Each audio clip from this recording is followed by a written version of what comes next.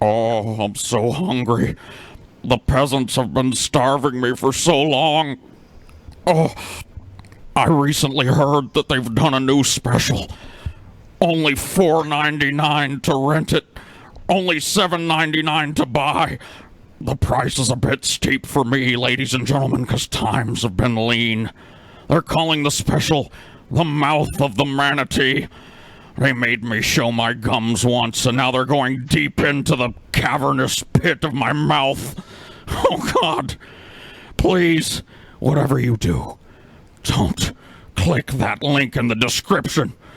Don't give these scam artists your money. Give me your money. I'm starving. Welcome to the Drunken Peasants podcast. This podcast is made possible by the support of viewers like you. You can support this podcast on Patreon by using the Amazon links in our description section to do your shopping, by signing up for Loot Crate using our official link, or by contributing via Super Chat if you're watching us live. If you have a video or suggestion for the Drunken Peasants, please label it clearly and send it to the Drunken Peasants Facebook inbox. You may also send fan art and pictures of you wearing or sporting our merchandise. Please do not send personal messages, as these will be deleted unread. Thank you for supporting the show. And with all that shit out of the way, here is the Drunken Peasants podcast. Cast.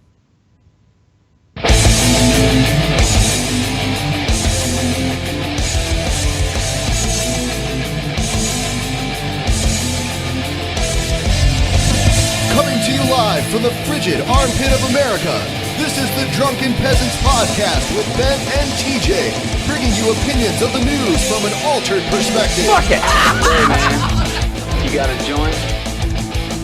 No, not on me, man. I don't have facts to back this up. It'd be a lot cooler if you did. What the fuck you talking about, atheist? It's okay. You're nothing, TJ. You're garbage. I just want to be liked. You're garbage. And now, here are your hosts, Ben and TJ. We'll do it live. We'll do it live. Fuck it. Do it live. Fucking thing sucks. Hello, welcome to the Drunken Peasants Podcast, episode 359. And we are joined here for, I believe, the third time by Sargon of Akkad. Yes. It's been a while, though. Yes. I don't think I've ever actually been on with Sargon. I don't know if you have. So this may be our first time being on the show together. Yeah, thanks for joining us. Oh, you've got to turn him back on. Oh, I forgot. I had him muted. That's all right. There we go. Sorry, I didn't try and say anything. Oh, okay. Good. Well, welcome to the show, thanks Sargon. for having me on, guys. Thanks. Thank you. Thanks for being here. We kind of talked before. I wanted to start out the show tonight with some questions, and like I said, most of these were pulled from our fan base. They're things that our fan base wanted to hear you talk about. One of them, I'll admit, did not come from our fan base. I think it'd be fun to start with that one. This is a personal one That's for me. from you? Yeah, directly from me. I have nothing to do with Yeah, this. Ben has nothing to do with this. This is just personally from my heart. I've seen you dubbed the Frog King.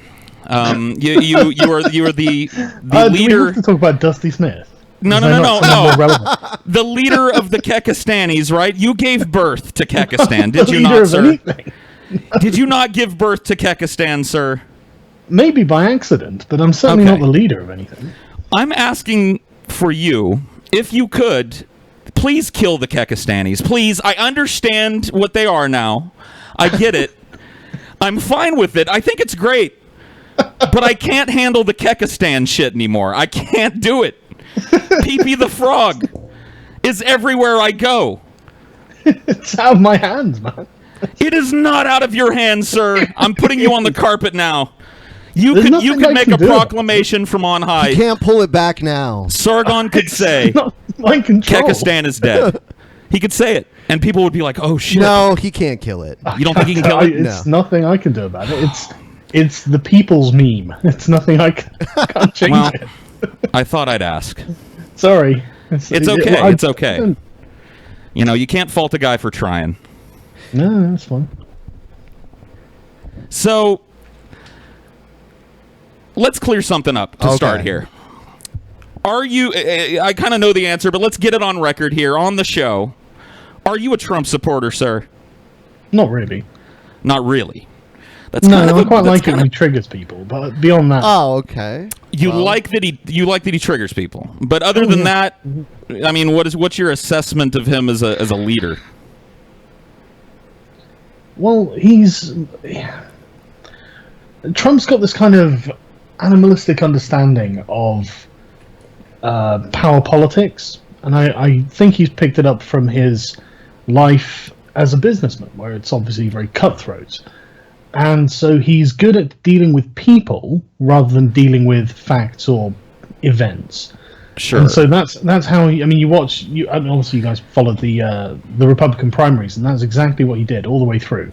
He was knocking them out one by one because he identified their weaknesses and then nailed them on it, to the point where he just discredited them, not on anything that we're saying, but just on the people that they were, in sort of like, honestly, like playground bully boy tactics.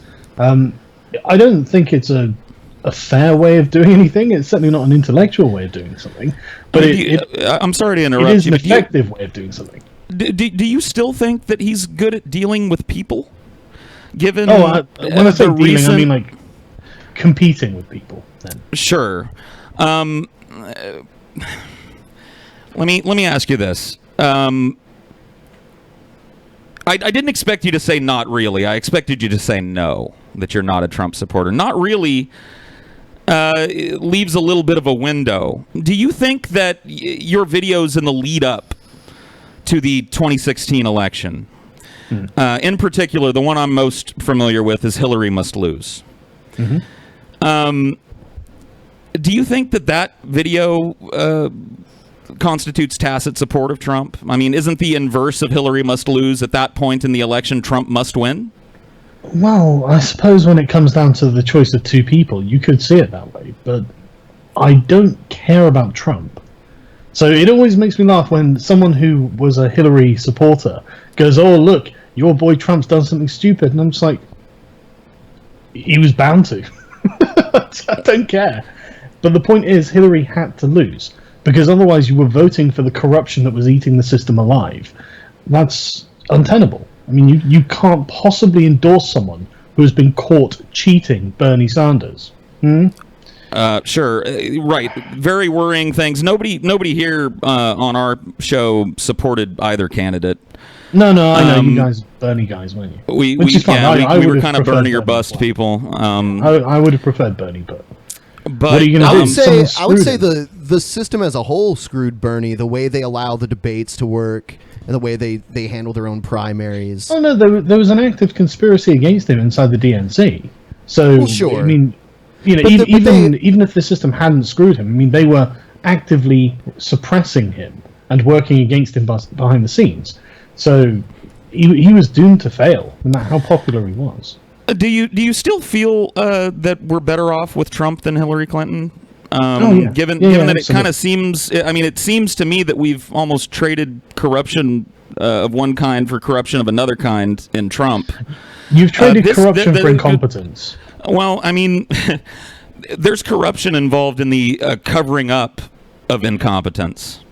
There's corruption involved in the covering up of lies delivered by people within your administration, and there's certainly corruption if there's any way that this Russia thing is true. That would certainly constitute corruption, collusion with a foreign government outside absolutely. The structure for that. We haven't got any proof that Russia has actually done anything yet, whereas we have proof that Hillary did things, lots of things, and she had a long career of doing lots of bad things and getting away with them as well. Right. I'm not saying Russia did anything. I'm not implying that Russia. Well, I don't know that we've got no evidence that the Russia-Trump thing is true at all. It looks like a wild conspiracy theory to me. So it does. I mean, how many more members of Trump's staff and cabinet are going to resign due to lying about contact with Russian government officials? I'm not saying I know exactly what happened. It's not. This is the thing where it really does look like a witch hunt. Now, I'm going to be honest, I haven't been following it as closely as I could, because honestly, I'm just waiting for some evidence to come out. But like talking to someone in the Russian government, that's not collusion in and of itself. And I mean, like, Hillary's got more ties with Russia than Trump does. So it's just like, where's the evidence of malfeasance? Well, certainly I'm with you on that. I don't see a direct line to evidence of any kind of malfeasance that's taken place, although I think that there's a strong reason for us to be questioning what's going on in the Trump administration. Sure, absolutely. I mean, it's clearly worrying, to have. I think it's unprecedented in American history to have this many appointed members of a cabinet and extended advisory staff leave due to one kind of direct scandal within such a short period of time. I can't think of a precedent. This is the thing, though. At the moment, there really isn't a scandal. That's the problem. There is. Until what's the evidence? What's the evidence of a scandal? The multitudes of Trump surrogates that have lied under oath isn't a scandal. Yeah, but politicians lie all the time. Not under oath, they don't. When they lie under oath, they're called to account for it. Oh well, okay, well, that's good. But I guess I'm just used to politicians lying all the time. Yeah, absolutely. Give them hell, is what I say. And it looks like the media is. But the thing is, it also looks like the media, basically the left-wing establishment, has kind of lost its marbles and is desperately looking for a reason that it wasn't themselves that was to blame for the loss to Trump. And I honestly think that they are doing this for as long as they can, because that way they don't have to turn their eyes on themselves and say, okay, why did we lose? Why did Trump end up winning? Because really, it's Hillary, and it was them. Sure.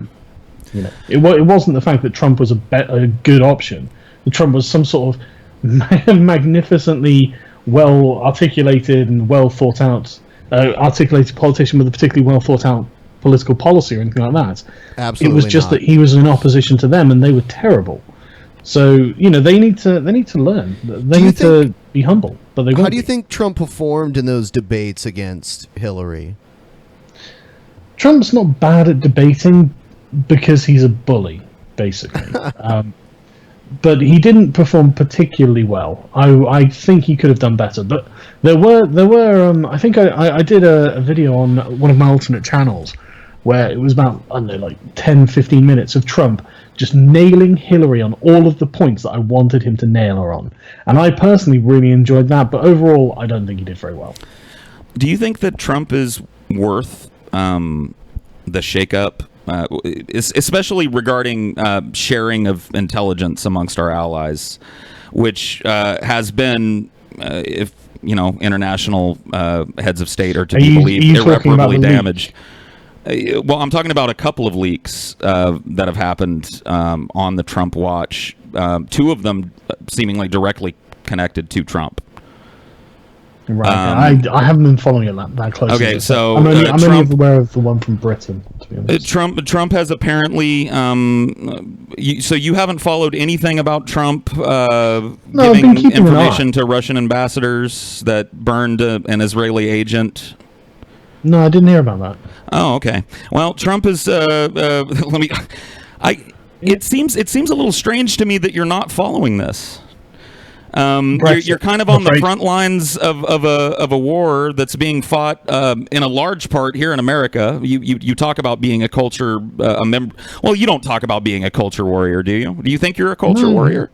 I am, but I don't need to go on about it. It's other people that go on about it. But the thing is, they're culture warriors too. So, can you choose to not be a culture warrior? Can you opt out of the culture war? You can, in my opinion, but in the opinion of the people we oppose, you can't. So what were you going to say, Paul? You were just going to make a point. Oh crap! I don't know. I've gotten on the culture war idea. Why haven't I been following? Yeah, Trump? The Brexit. So Brexit has been taking up most of your time politically. You were about to say something about the Israeli agent. I'm surprised you haven't heard I'm of this interested too. in hearing about it. Like I said, I haven't been following it closely.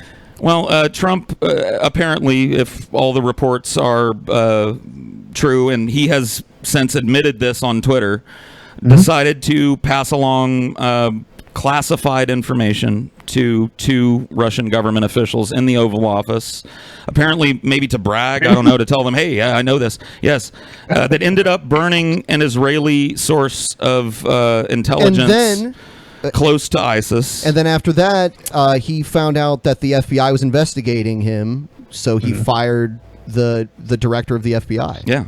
Wasn't he advised by 2 people to fire Comey? But then, well, The timeline is a little off there. didn't he make a tweet I saying he was don't going to do know. it anyway?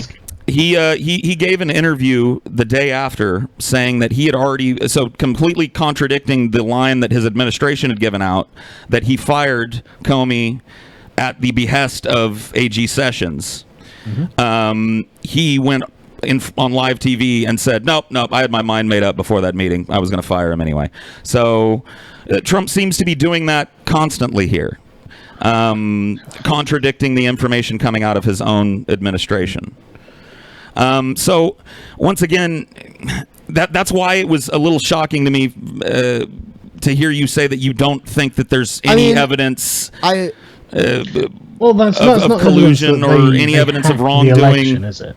Well, no, I'm not saying there's no evidence of wrongdoing. I mean, there may well be like wrongdoing, but that's not the Russians hacking the election beforehand and Trump working with them to hack the election or something like that. That's something post hoc, isn't it? Right. But yeah, I'm sure he's done things that are bad, and I'm not interested in defending him. If there's something that he should be called on, then call him on it. Sure. It's just I don't know. It's strange to me.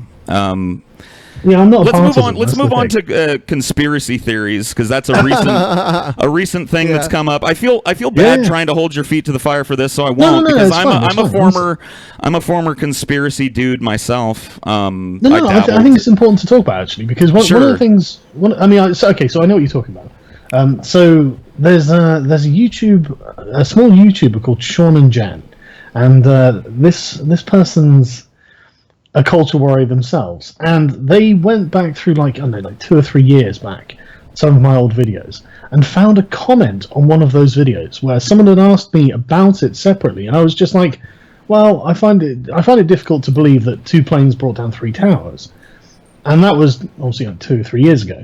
Sure. And I'd had a little exchange with people, and then I can't remember who, I don't even remember having this exchange, to be honest, but someone had sent me a video of, like, I don't know, some welder or something in a workshop, and he just heats up a beam to the temperature I saw puts your it in video. this anvil and just bends it, and I'm just like, oh, okay, fair enough. It just melts, yes. Yeah, exactly. He says like a noodle, and he's using one finger to do it. I'm like, okay, yeah, fair enough. And that is basically the problem with conspiracy theories, right? I was thinking about this a lot. And the problem is that people just simply don't have enough information. Because I honestly had no idea that was the case, and I suspect that a lot of the people are the same. And it's the same with things like chemtrails and flat Earth. I still don't actually believe people believe the Earth is flat. I honestly, it's impossible to believe. I mean, that's so dumb. Did you yourself ever dabble in chemtrailery? No, not really. Not really. And the thing is, not really. Not really. The thing is, I'm happy to entertain anything if there's evidence for it. If they say, well, and you see all these pictures of like the interior of planes going around, and they've got loads of barrels and stuff. And I was like, Christ, what's this?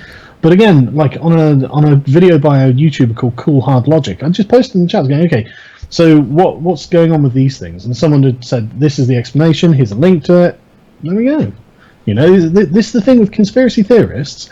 They don't hold these beliefs necessarily. Well, I'm sure there are ones that do, but I think there are a lot of them don't hold them irrationally. They just don't have the information that they need. And I think isn't that the definition of an irrational belief? Is holding a belief that you don't have the information to support? No. An irrational belief is in the face of evidence. But the thing is, these people don't have the evidence. Well, so don't they have the internet though? I mean, the evidence is right there for all to see, right? I mean, how much leeway do you give a person? Yeah, but you can say that. But if they might not know what they're looking for. There's also misinformation out there too. And there's plenty of misinformation out there. So if you're concerned about conspiracy theories, the best thing to do is just find the evidence and present it to them. I mean, if you know what it is already, probably not going to be very hard to find it. And you can give them links, and then the burden is on them. So you're like, I've got the proof. All you have to do is read it, and as it's the proof, I'm sure you'll come to believe whatever it is. Which famous conspiracy theories are you bought into, would you say? Well, none, really. None. I mean, I don't know about Seth Rich, but I mean, if I had to put money on it, yeah, I'd say he was probably the leaker who got shot. But I don't know. You really think that? I don't know. Have you looked at that? You don't know. Have you looked at the facts of the case? Have you looked? Have you looked at what the police have released? I haven't seen that actually, but I've seen what priorly happened, a robbery gone wrong and whatnot, and in a neighborhood that was known we need to make an example and all that sort of thing. I think it's plausible. If anyone's going to assassinate someone, I think it'd be the Clinton campaign. Do you think that the Seth Rich issue could be classified as a conspiracy theory, or do you think it's outside of that realm? It is certainly a conspiracy theory, but like I said, I don't know. And if we ever get some solid evidence one way or another, I'd love to see it. I've got one more conspiracy to run by you. This one was interesting to me. I watched your video. Hitler's escape to Argentina. I think in your video you said that this probably happened. And well, maybe I should have not used the word probably. That's okay. It may have happened. I agree. Maybe it happened. It's certainly a possibility. There are a lot of Nazis who escaped to Argentina. I mean, that's not a conspiracy. That's just something that happened. And the Allies never found Hitler's body, and the Russians claimed that they'd burned it, and never presented any evidence. And then I can't remember what year it was. It was much later after World War II. They claimed they had a jawbone fragment and a skull fragment, and they turned out to come from like a 40-year-old woman. So that obviously wasn't Hitler's.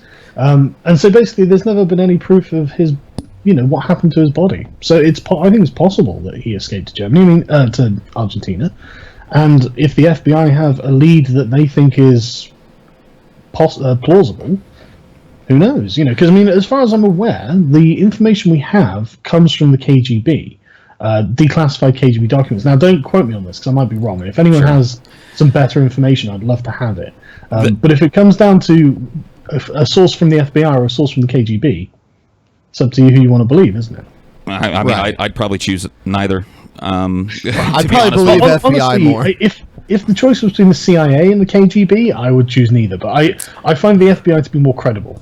Well, I don't have much love for the Federal Bureau of Investigation, but that's just a personal position. Yeah, I can understand it. I wouldn't.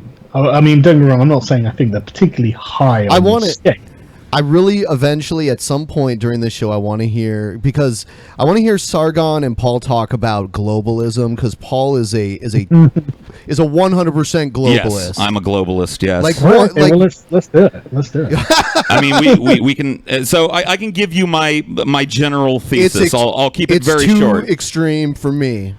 It's way out there. I think that the problems that we face are, if not, I think they're exacerbated by, if not caused directly by, arbitrary divisions amongst our species.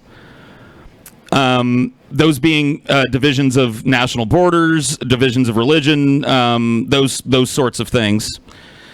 And I genuinely believe that if we came to look at the human species as one species, which is what it is, living on the same planet together, facing the same problems globally, that we would be better off.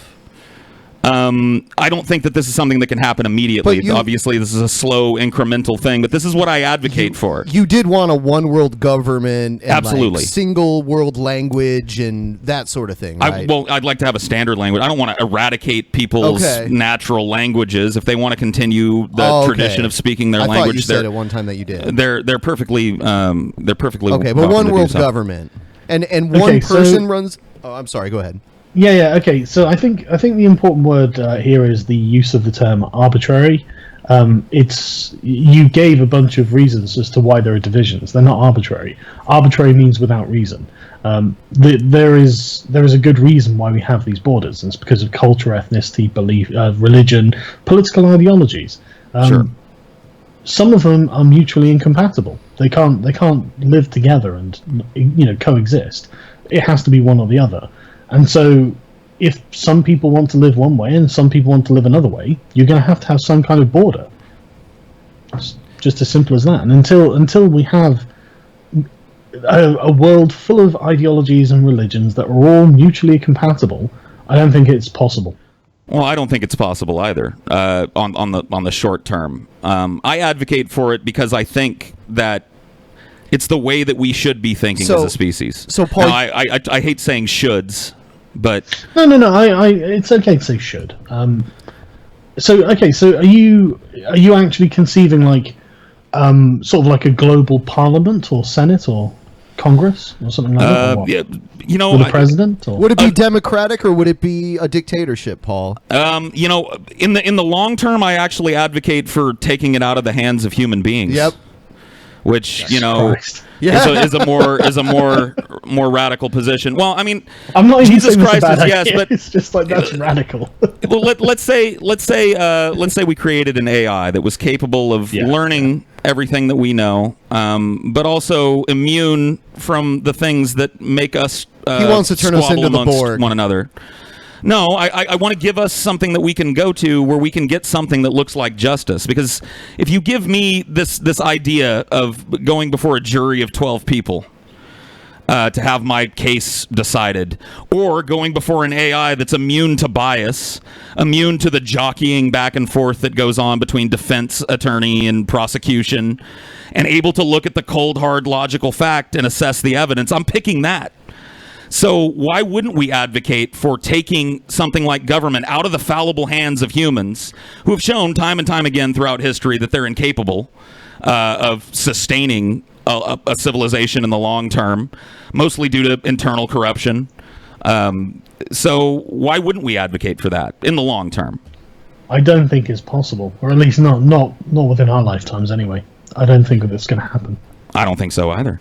Not within our in lifetimes. In the short term, yes. Paul, would you have been against? Had you lived in the UK, would you have been against Brexit because it's kind of the opposite of globalism because it's leaving the EU? Much like Sargon with Trump, I guess I spend most of my time thinking about Trump. I'm not well informed enough on Brexit. Okay. My initial reaction would have been to remain. Because I think that it behooves Europe to have that kind of free and open travel and immigration between the states. Living so closely, it's strange to me living in the United States where we have these continental states that we can travel freely to, we can live in freely. It seems strange to me to try and have something that's so much smaller than the United States have so much more division.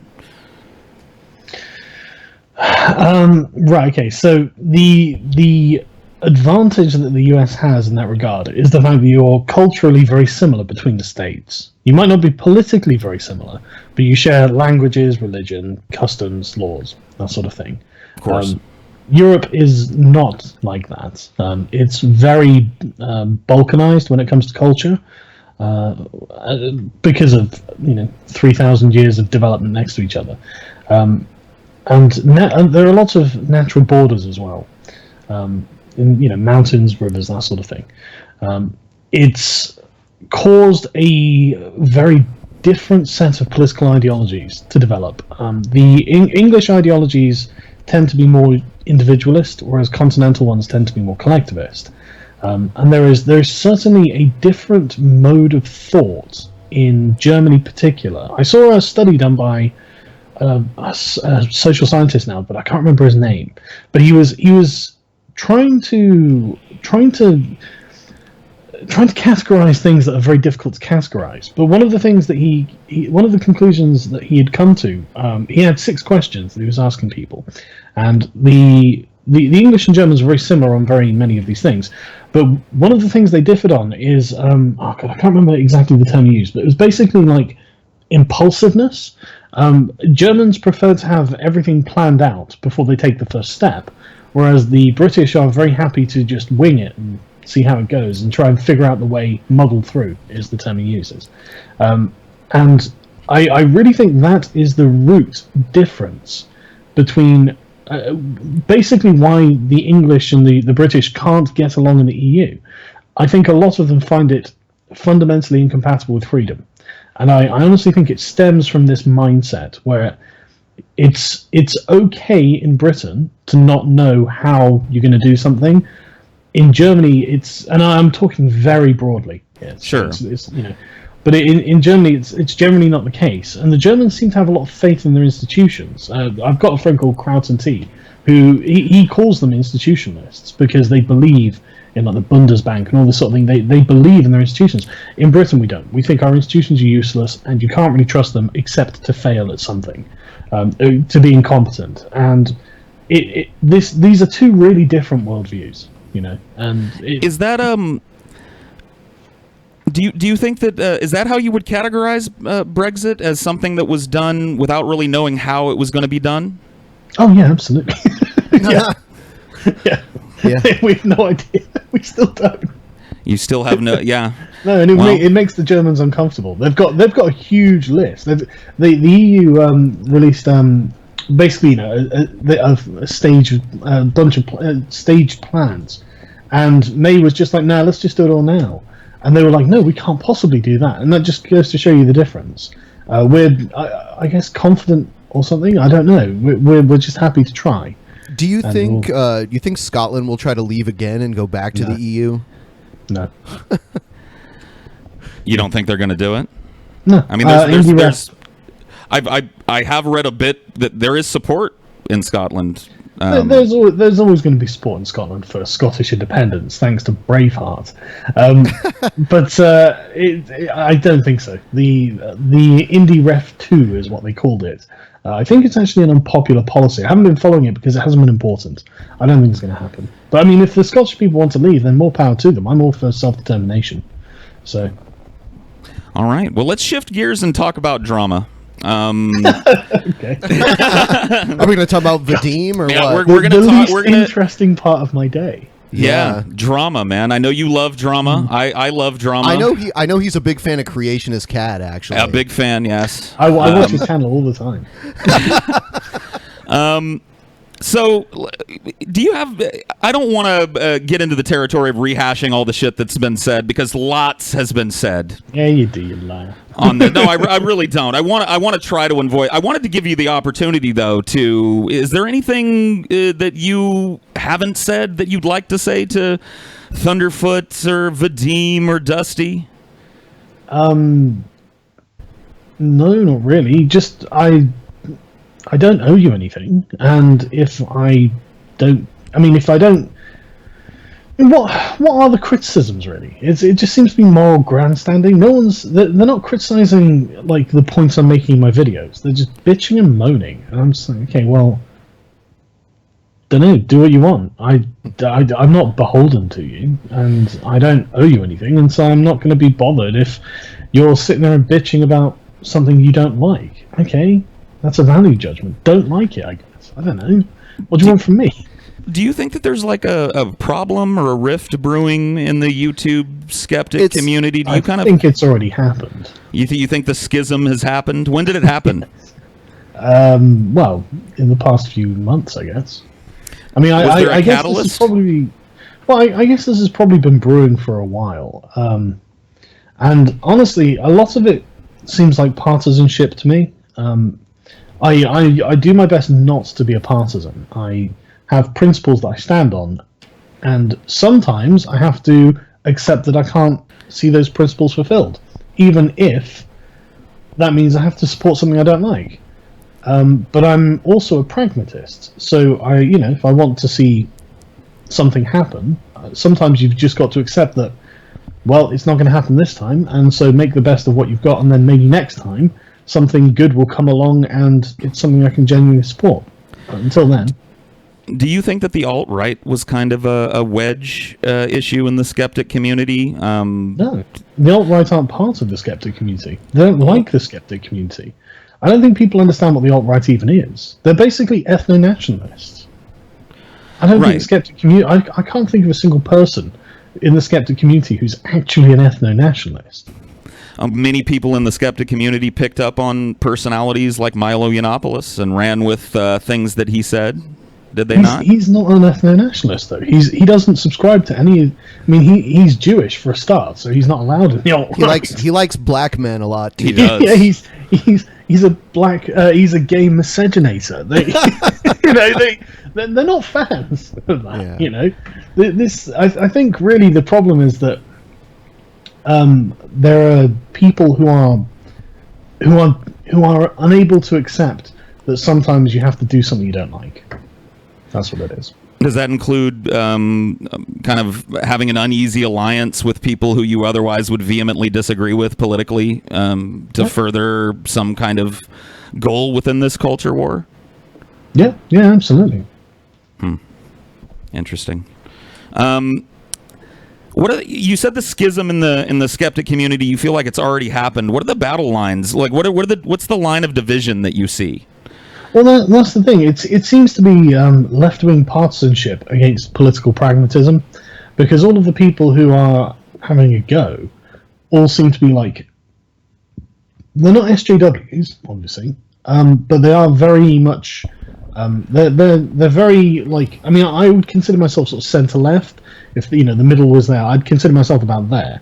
But these people are probably about here, and they don't like that. When you're here, you're not that bothered about what's slightly to the right of you, and you're not that bothered about what's slightly to the left of you. So I basically encompass both sides of things that I can tolerate. Obviously, the far right I'm not a fan of, and the far left I'm not a fan of. But a lot of these people are closer to the far left than they are to the centre. So I think that they find themselves with more common cause with the far left, and I don't like the far left. And I think that they find themselves in direct opposition to the sort of centre right a lot more than I'm in opposition to the centre right. That's my analysis of it. Is there such a thing as too soon? No. Even when you modify that with the caveat of it being discussing a tragedy in the life of some political or ideological opponent. It really depends how you're doing it. If you're like legitimately reveling the death of someone is a horrible thing to do. I don't like sadism. I don't like seeing people suffer. But making dark jokes about the irony of a male feminist who spends all of his time preaching, and I'm not kidding, multiple tweets talking about how, it's always men shooting women, this is all men, and then they go and do it themselves. That's pretty funny, you gotta admit. Well, I suppose it is. Yeah, I don't really have a problem with the dark jokes. I was a little confused. I watched the early back and forth that went on between you and Thunderfoot, and I found myself wondering why you just didn't go, yeah, dude, we were joking about it, and there's nothing wrong with that. Because I wasn't actually joking about it. The thing is, no, I'm hyper aware of what I do these days, because there are so many people who are very looking for every opportunity to come at me. And so when I went on the stream, I knew that if I told any jokes, I would never hear the end of it.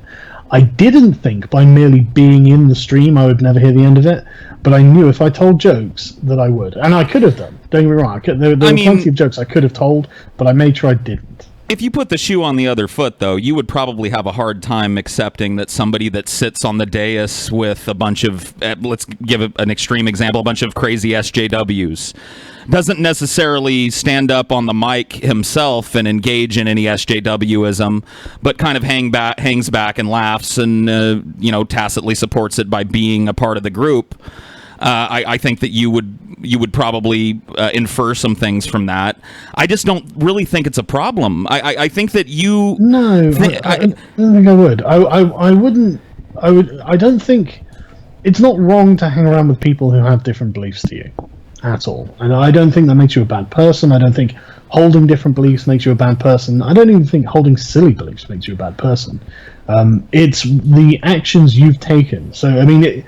And if you're willing to comport yourself with people who are legitimately bad people, I mean, the people sort of like harass and dox. I mean, look what the SJW community was doing to Thunderfoot, trying to get him fired, calling him a Nazi and all that sort of thing. If you're going to hang around with those people, then that is going to tarnish you, isn't it? Because these people are bad people. They go out of their way to harass and just be malicious in any way that they can get away with. But like, if someone was like Lacey Green's a great example. There's nothing wrong with people hanging around with Lacey Green. Although saying that, I say that, but she has tried to false flag people's videos in the past. So maybe that is something she might want to apologize for. But I mean, just because she holds different views, no, not at all. Do you find it to be a problem that some of the skeptic community has reached out to Lacey Green and kind of embraced her a little bit? No, not at all. No, I think it's a good idea. I think the more we can talk to these people, the better. I mean, they were the ones who refused to talk to us, remember? So, you know, I think I'd love to talk to some of them. I've got a list, in fact, if you want to know. Sure. You've got a list of SJWs. Who? Give us your top 3. Probably Anita, one of them, right? I would pay any amount of money to sit down and cross-examine Anita, but that will never happen. She will never do it. I agree. She's got no interest in dialogue, and she knows exactly why as well. But the people who might, there's Marina Shut Up. I think is quite cool. I quite like her. I think you could have a conversation with her. I think Cat Black is someone else you could have a conversation with. I don't know about like people like Riley Dennis, and what was the little one who had the black glasses who said everyone's racist, everyone's sexist, all that. Milo, yeah. Milo Stewart. Yeah, I heard that like she or he or whatever she's Come on, Sargon, apologized. It's a they. Well, it's they. Sorry. It's a they. I heard that they had apologized. Zia had apologized and said, look, it was a bit of a phase or something. And I think that if anyone ever says, look, I want to walk this back, the first thing you should do is accept that in good faith. You know, because otherwise you're not giving them a way to change. You're not giving them a way to even try and make amends for the silly things they've said or anything they've done. If you don't let them apologize, then you are probably worse than they are, to be honest. So, I think it was getting booty that deconverted Milo Stewart. They got some booty, and they liked it. And then several months later, they're kind of walking back their craziness. Well, you know what? Milo did say that they sucked 3 dicks and none of them were on a man. So there you go. Wow. Wow.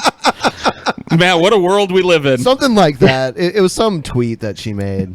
Or they made. My own confusion when shit like that happens only makes me think about how hard it would be for me to explain it to my granddad that somebody sucked a dick that wasn't on a man. How do you even begin? How do you begin to attack that? Much less have it as a position. I have no idea. I don't even know what you say to that. I mean, there's so much you have to try and explain to people to make that make sense to them. I don't even know if it's worth the effort. Just don't worry about it. These people are nuts. Well, that kind of concludes the questions. Thank you for your candor and stuff. I hope that clears some shit up for our fans. I was telling you before, you're a very controversial figure amongst Drunken Peasants fans. That's a shame. No, I think it's a great thing. Yeah. Sargon is controversial everywhere he goes. Believe it or not, I'm really not that controversial. You don't think so? I don't think so. Anyway, what do I actually think that's controversial? That Trump is, or just that Hitler escaped to Argentina, maybe.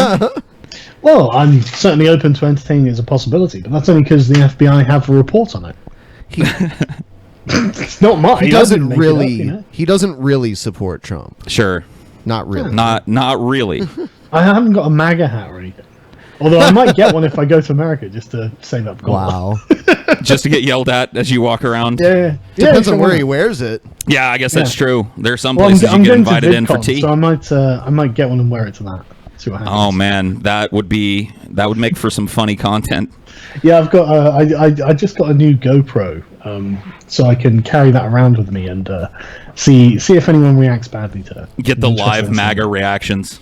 Yeah.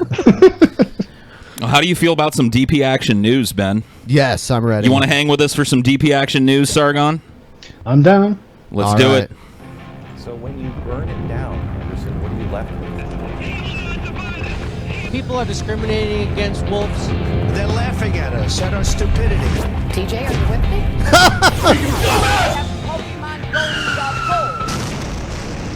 And you better well learn to love it. All right. Why does TJ look so mad today? And why is Scotty in a booth at IHOP? Yeah, I don't know. Yeah, Scotty's coming to us live via satellite from IHOP, and TJ just got a haircut. Fuck. A Pageboy TJ haircut. right, so what is this? Let's see. Trump exit the Paris Climate Accord. Let's take a look. Okay. I think this is a disastrous decision, both on the science of climate change, because all of us around the world have to combat it, and the United States should have stayed in the Paris Agreement. But it's also, I think, very detrimental to America's responsibilities around the world, to our allies and friends, to our leadership role. I think our reliability is going to be called into question. There's a furious debate here in the United States over what President Trump has done. It may be one of the most irresponsible actions he's taken as President of the United States over the last 4 months, and he's taken many irresponsible actions. And we'll continue this debate because a lot of us here, millions of Americans, want to be part of the international effort to combat climate change. Was it irresponsible for Trump to exit the Paris Accords? I honestly don't know. Climate change is an issue that I know nothing about. Really? I've never done any reading on it or anything like that. So, are you a climate skeptic? I don't have an opinion. I don't know. I don't know anything about it. And I honestly, I see the debates going back and forth and think, well, I don't really want to step foot in that. It looks like a lot of hassle, and I have enough hassle as it is. So, but it seems that this has been mainly political. I mean, like, Merkel's response to this was to, I don't know, remilitarize the Rhineland or something. She's sat there going, oh, we can't trust America, we're going to have to build a big army and get nuclear weapons and all this sort of stuff. And all right, calm down, Merkel. Well, I mean, I think there's reason for her to, I mean, wasn't her big speech on that Europe can no longer rely on American support? And given Trump's attitude towards the international community, I don't think she's wrong on that. Whether or not that constitutes, building up a nuclear arsenal and militarizing the Rhineland, I don't know. But I can't find myself disagreeing with her. Militarization. Yeah, sure. Yeah. Good point. I do wonder what it's like to be Donald Trump, because. No, seriously. I can't really imagine having, literally everyone set against you on everything you do, all day, every day. I think that has to be difficult to deal with. And he had to take a few days because he was like off or something, because he was stressed or tired or something. And I'm just thinking, man, I would have a problem with that too, you know. And I honestly wonder how much of what he does is just now to stick it in the face of these people and go, you know what, fuck you. I'm the president, and therefore I'm going to do stuff that is not necessarily a good idea, but is literally just going to piss you off. I think that's some weird passive-aggressive shit there. I think it is. I think that's basically what's driven Trump from the start, honestly. I think that Trump has been about Trump from the get-go. And I think that's when unfair. Trump is under fire, Trump runs to his base for his tweets, which have caused him immeasurable trouble. He needs to stop doing that immediately. I don't know who's letting him. I guess nobody's controlling Trump. He doesn't have a handler. I guess he's just doing what he wants. I think Bannon's quite close to him, isn't he? Actually, the rumors from the many leakers within the Trump administration is that Bannon has fallen out of favor. In fact, the rumors are that we may have a huge shakeup in the Trump cabinet in the coming days because he is becoming increasingly isolated and displeased with the advice that he's getting. But Bannon has been rumored to be on the chopping block for some time. He and Trump are not as close as they once were. Many are saying that this is, when you look at his rationale and his calculation behind it, that this is just a clear political decision aimed at coming through on a campaign promise, reinforcing his base. That's maybe politics as usual. Why is this specific decision garnering such criticism? What is different about this one? I got to ask, when there's such a strong scientific consensus for anthropogenic global warming, don't you think that it's important for leaders in the industrialized Western world especially to not undermine attempts to stave that off? I mean, you say you don't know anything about climate change, so maybe you're unaware that the scientific community is almost unanimous. No, I'm aware that there is a large scientific consensus on this. But the thing is, I mean, like she was just saying there, this was mainly done for political reasons, wasn't it? I don't think this was actually about climate change. I think this was actually. But it is, though. Well, yeah. No. Ultimately, the results of what he's done are going to have a deleterious effect on climate absolutely. change. But like she just said, it was one of his campaign promises, wasn't it? It's one of the few he can actually just fulfill easily. I mean, do you think? Once again, I guess I'll ask you again. I'm sure it's a terrible idea. Yeah. Yeah. Do you think that it was irresponsible for Trump to pull out of this accord? Oh, probably. Like I said, I don't know anything about it, but I'm sure it is. If everyone, I mean, literally everyone and their dog is saying this is an irresponsible thing to do, so I'm happy to go along with that. I don't know. So. All right. So did you hear anything about Kathy Griffin? I think you did a video about Kathy Griffin. Did you get to see her beautiful apology? I did. Oh, we're gonna watch a short kind of clip of some of the top moments of that. The highlights. The highlights of Kathy Griffin's apology. Oh shit. Hi everybody, I'm Kathy Griffin. I am. She looks so uncomfortable. Really nervous right now. I've never done a press conference. I don't really know how they work. Feel free to jump in. And when I get nervous, I like make jokes, so I'm probably gonna like stumble and stuff. She's gonna make some comments and then we'll do questions, okay? I sort of had a speech prepared. So let her talk. My notes are by the wayside. It's all off the cuff. Look, I'm not afraid of Donald Trump. He's a bully. I've dealt with older white guys trying to keep me down my whole life, my whole career. I'm a woman in a very male-dominated field.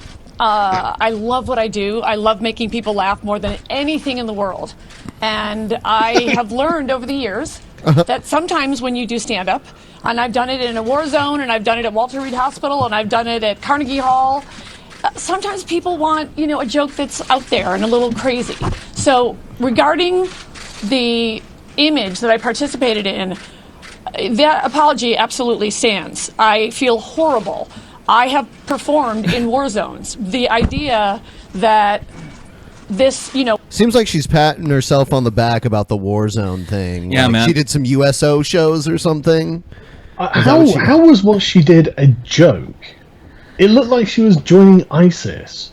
She's there, I saw the video of it, and she's there, like, just lifting up his head, staring at the camera. It's like, this is comedy now, is it? This looks like you want to become a jihadi. I mean, jokes are largely subjective. What's one man's joke is another man's ponderous, strange, weird choice that got them fired. I just don't really understand the outrage on both sides for this. I agree that if somebody had done something commensurate to Obama, the left would have lost its fucking shit. And the right seems to be losing its shit. I don't think anybody should be losing their shit. If someone would have been like dressed in a KKK outfit with a noose, like holding something that looked like Obama, like people would freak out. Yeah, or something like this. I mean, even something like this, just a beheaded Obama or some shit. If we took the same joke and transferred it, we'd be getting the same spurg out, just with a different flavor, either the left or the right flavor. It's true. I don't understand the fake moralizing about fucking humor in this country anymore. I don't think the joke was funny, but I think she's allowed to do the joke, but they're also allowed to fire her if they don't like the joke, if they think it was over. Oh, yeah. No, I'm fine with CNN not wanting to fucking have Kathy. I wouldn't want to have Kathy Griffin on my fucking news network either, so I'm not sure why they didn't fire her a long time ago. But I personally think that I don't like firing people over jokes. As long as you can... I think as long as you can reasonably say it was a joke, then, okay, it's not serious by definition. So you can say that it's in bad taste and all sort of stuff, but if they're not doing something seriously and genuinely, then why fire them? It's, you had an impolite joke that some people didn't like. Well, I'm so sorry. And she did apologize. So. And I think her apology was sincere, because she looked terrified in the apology. Yeah, she did look terrified, but I've never heard a sincere apology start with such a fucking litany of self-congratulation.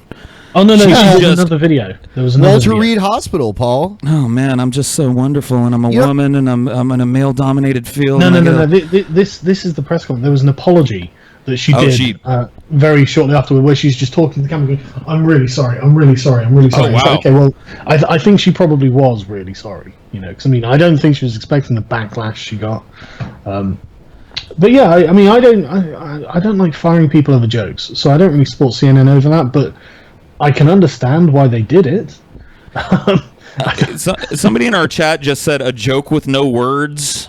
Like, No, have you ever looked at a comic strip? I mean, like, there are jokes with no words everywhere. I don't like people getting fired over jokes either, but I think it is CNN's right to fire them if they choose to use it. For whatever reason. They absolutely have the right to do it. I just don't really approve of it. Yeah, Gilbert Gottfried was another victim of this. He made some jokes about the tsunami in Japan that happened a few years ago and lost his Aflac. Yeah, the Aflac commercials. Yeah.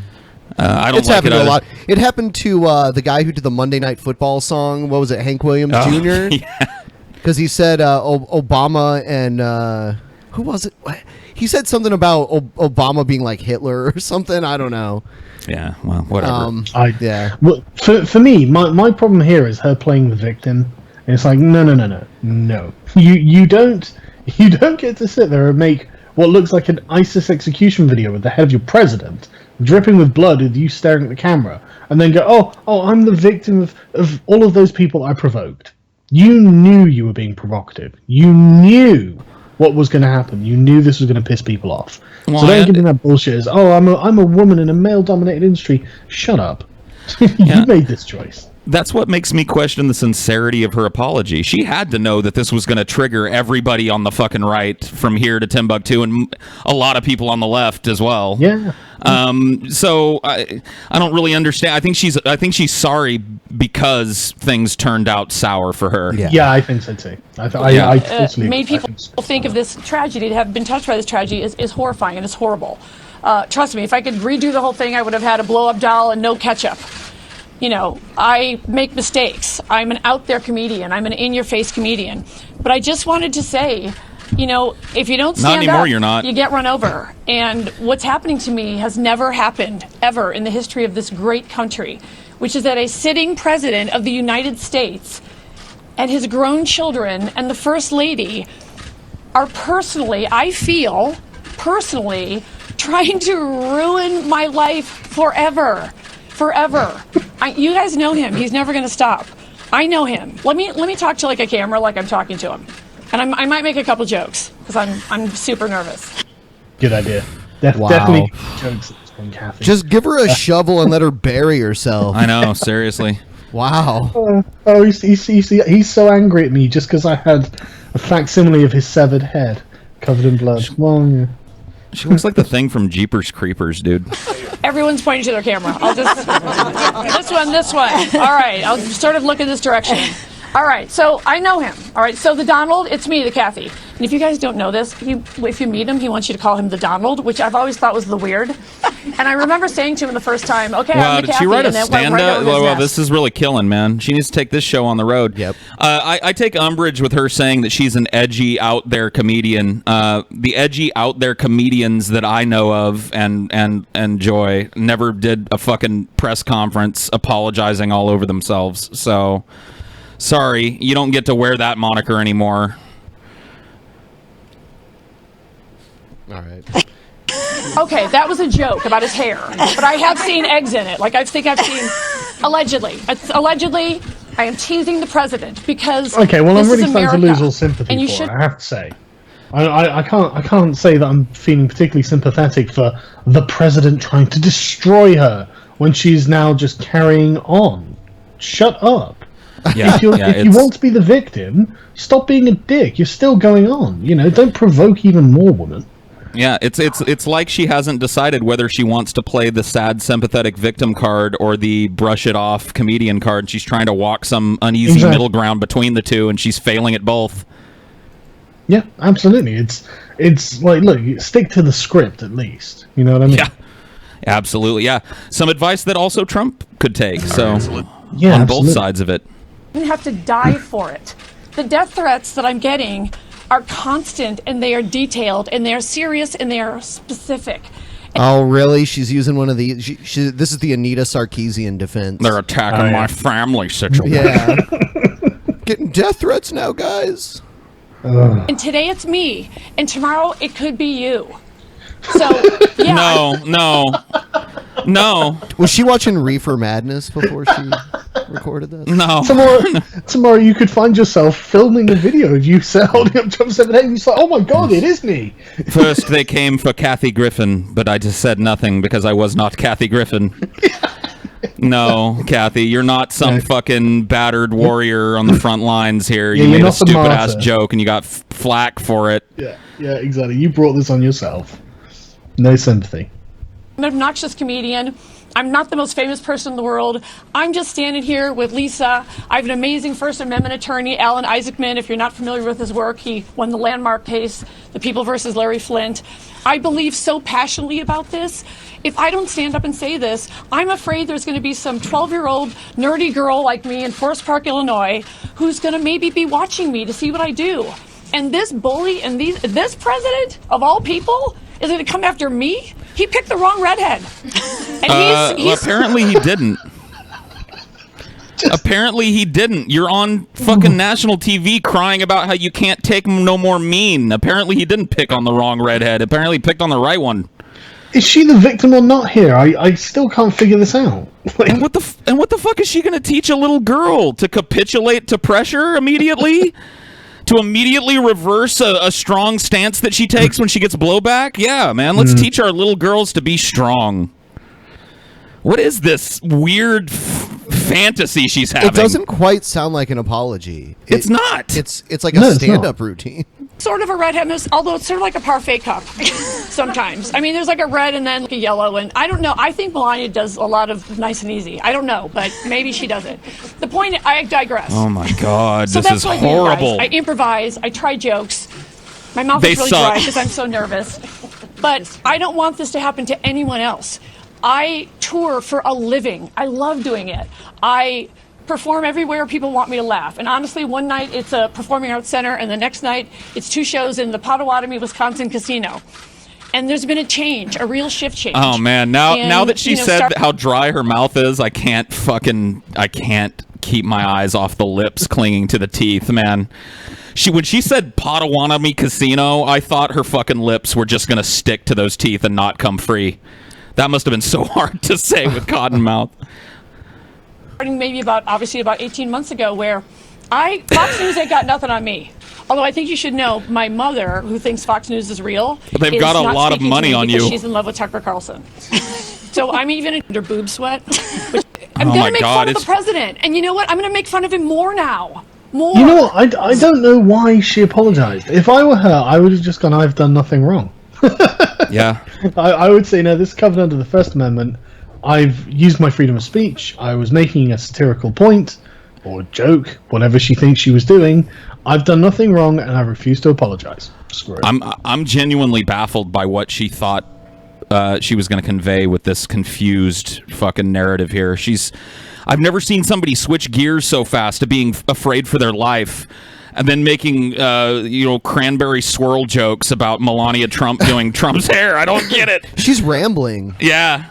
Maybe that's why her teeth are so dry. Maybe she should shut up and let people ask some questions. Call it, just pull it now and go, right, okay, I think I've said enough. I'm the victim, but I'm also the perpetrator, and I'm going to leave. Maybe she should fire whoever's representing her that told her that this was a good idea. She said her lawyer is the People versus Larry Flint lawyer. Oh, well, maybe he's a little too old to continue practicing law. I would think he is pretty old. So I'm not going to threaten him. I have no desire to harm him or anyone. I would never want to harm anybody. I don't think anybody thought you did. You know, I've made fun of I made fun of Clinton. Oh, God, remember the Monica dress days? Those were the days. You could make dress jokes all day long, and nobody tried to kill you.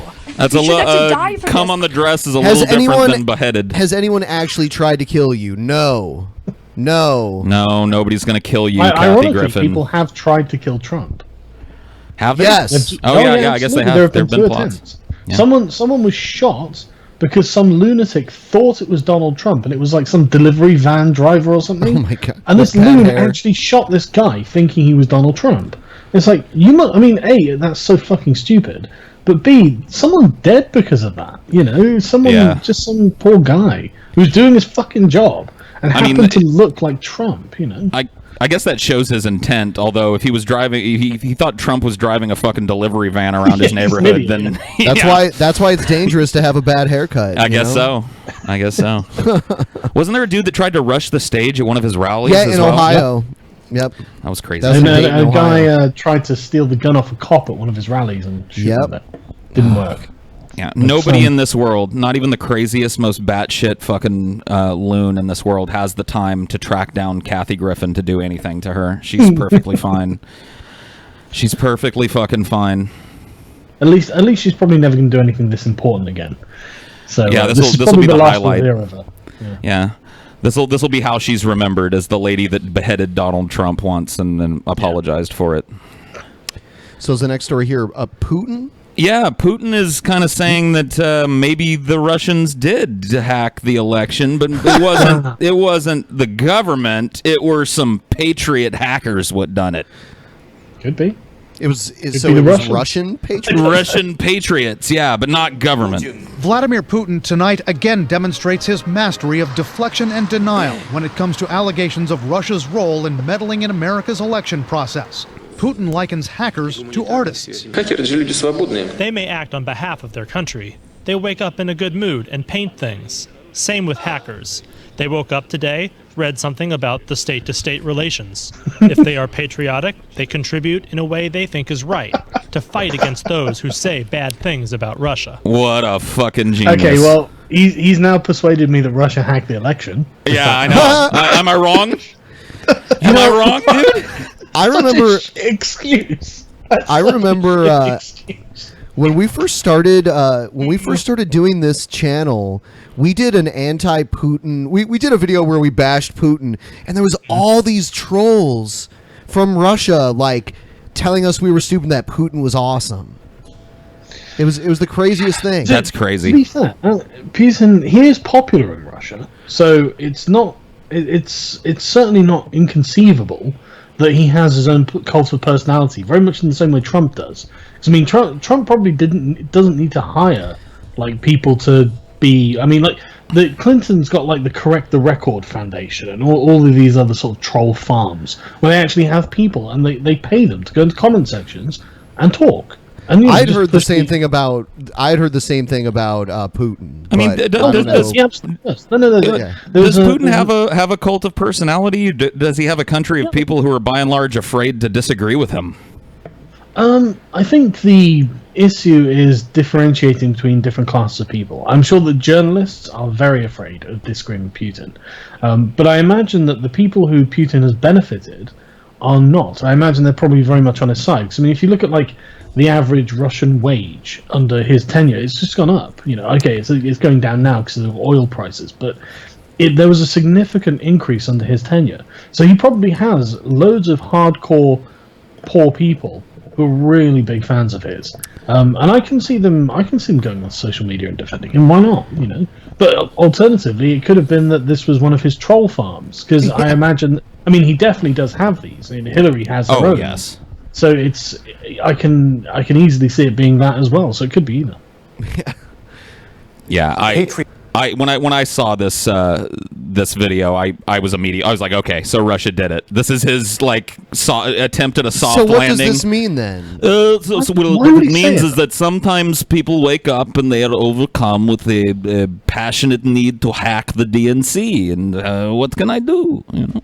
The thing is, one of the things that I'm curious about is why because I mean, one of the first things that they came out with is, oh well, look, the origin of this was in Russia, and I'm thinking, okay, but that's actually a giveaway that it wasn't done in Russia, because any hacker worth his salt will go through some various proxies, and they're not. I mean, you could say it was a double bluff, but I don't think anyone's going to be that silly as to do that. So I find it just. I mean, maybe it is. Maybe it really is. I don't know, but who knows? It just seems strange that after denying any involvement, he's now offering this strange kind of soft landing out of it. I mean, I think that it is worth remembering that there may well be hackers in Russia who are doing things on their own merits. Like just kids in their basements or whatever, who are actually hacking and just. I mean, they might even be doing it necessarily because they give a shit. You know, they might just be doing it for the challenge, for the fun of it. You know, I wouldn't rule it out. Sure. I don't think we could rule it out now. The evidence is not in. We shall see, hopefully. Yeah, I'm interested to see where it goes, though. I genuinely am. It's doing it on their own, not backed by the government. What do you think? The U.S. intelligence community in January concluded with high confidence that Vladimir Putin ordered an influence campaign to try to shape the U.S. election. And part of that influence campaign were hackers. This is Putin trying to obfuscate and blur what is the reality. U.S. intelligence says I mean, the that's Russian possible. military I don't know that intelligence- you can read the mind of Putin. Hang on.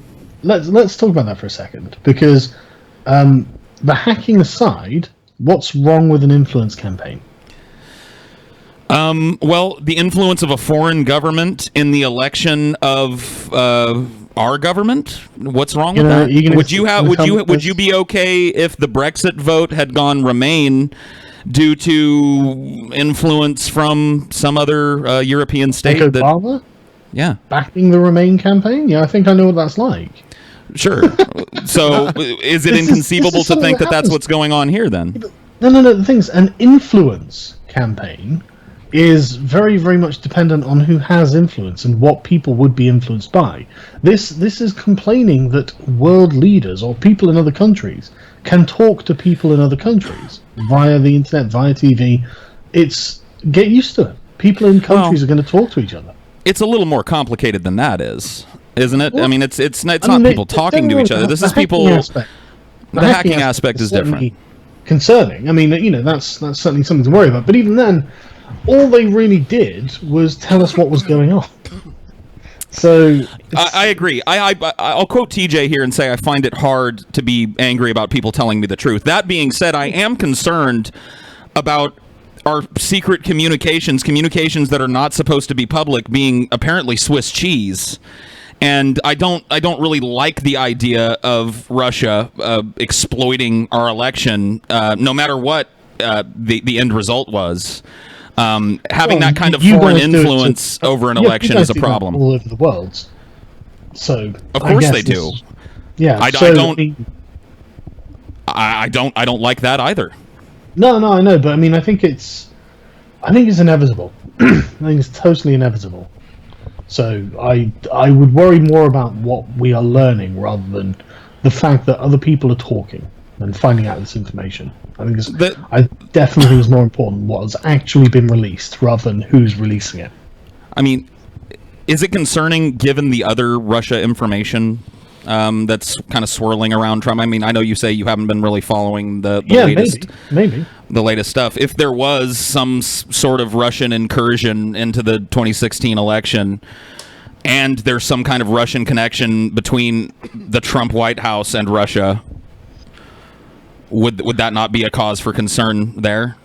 In terms of an influence campaign? And I'm not against them investigating or anything.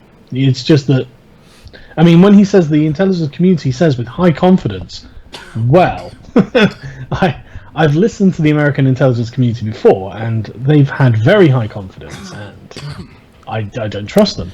Yeah, I think you're like me. I have very low confidence in their high confidence. Yeah, absolutely. Unless they're going to provide me with some evidence, I don't think I'll believe them, because I've been fooled before, multiple times. So, yeah, I mean, but I'm more concerned about what we learned from Hillary's emails than I am that Russia hacked into it and showed us all. I'm much more concerned about that, and I honestly think all of this is a giant red herring. I don't think they'll ever actually find out who actually did it. And I think that this is all being used as an excuse not to talk about this. I mean, did you see Hillary's had a few sort of, not press conferences, but like she's been on stages talking to crowds and audiences. One of them was Women in the World, and they were all sat there, and this was a big feminist conference, and they were all sat there, and she was saying things like, well, WikiLeaks definitely hurt me, you know, Comey definitely hurt me. And I was like, okay, they're all there, like, they're all nodding, going, oh yeah, no, we agree. And I'm like, yeah, but what was it that hurts you about that? I mean, if WikiLeaks had released your emails and there'd been nothing in there but you being an honest actor and, you know, promoting peace and love around the world, then that wouldn't have hurt you. That would have given you a boost. She does seem to be utterly incapable of admitting that she was at the center of the failure of her campaign. Her decisions, her words, that's what we learned from WikiLeaks. Things that she had done and said in private. Absolutely. And it was just one of those things just like, look, Hillary, if you'd been, like, if we hacked Ron Paul's emails, do you think he's going to get more or less popular? You know? Right. I mean, I don't know. You never know what kind of demons somebody is setting upon. I think it's. It's sure. You might open up Ron Paul's email and just find child pornography till the day is done. You never know, dude. You never know. I mean, you never know what's hiding. You did. That's right. You did. But like, I suspect if you opened up his emails, you'd find exactly what you'd expect. Just Ron Paul being a constitutionalist and not cheating. It's gonna be insanely dull. Actually, I think that's my favorite bit about the whole thing is that Hillary's emails were at least exciting. We knew there was going to be some shady stuff in there, and there was. So it was such a rare glimpse at a politician actually speaking what they believe. The one that was really striking to me outside of the Bernie collusion, obviously, which was the big leak, right? Was her speeches to corporations, to Goldman Sachs and the bankers and shit, where she told them basically, I'm duping people. Yeah. This is what I say in public, but here's my private opinion. Here's what I do in private. I particularly like her Middle East analysis, where she was well aware that the Saudis were funding ISIS. So, might want to tell everyone that, don't you think, Hillary? I mean, that doesn't seem like pertinent information that the public might need. Well, they're big contributors, Sargon. You can't. Exactly. You can't step on the sponsor's toes. You gotta. Exactly. And that's the whole point, isn't it? That's why Hillary had to lose. And notice that the Saudis stopped giving, a lot of people stopped giving money to the Clinton Foundation, and they had to start closing down various branches of it because it wasn't being funded. Because why would you pour money into a failed, corrupt candidate? You wouldn't. You got a point. It's all pay for play, man. The American system is so hideously corrupt, and in my country it's no better.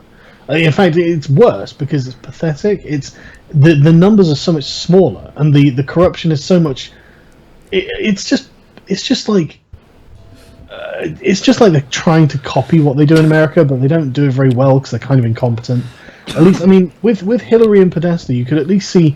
These were the highest level strategists. These people were the sort of people that in like a Hollywood movie where you'd get the Machiavellian character who, the puppet masters. That's what they were. And they were legitimately good at what they did, and that's how they ended up basically in the position they were.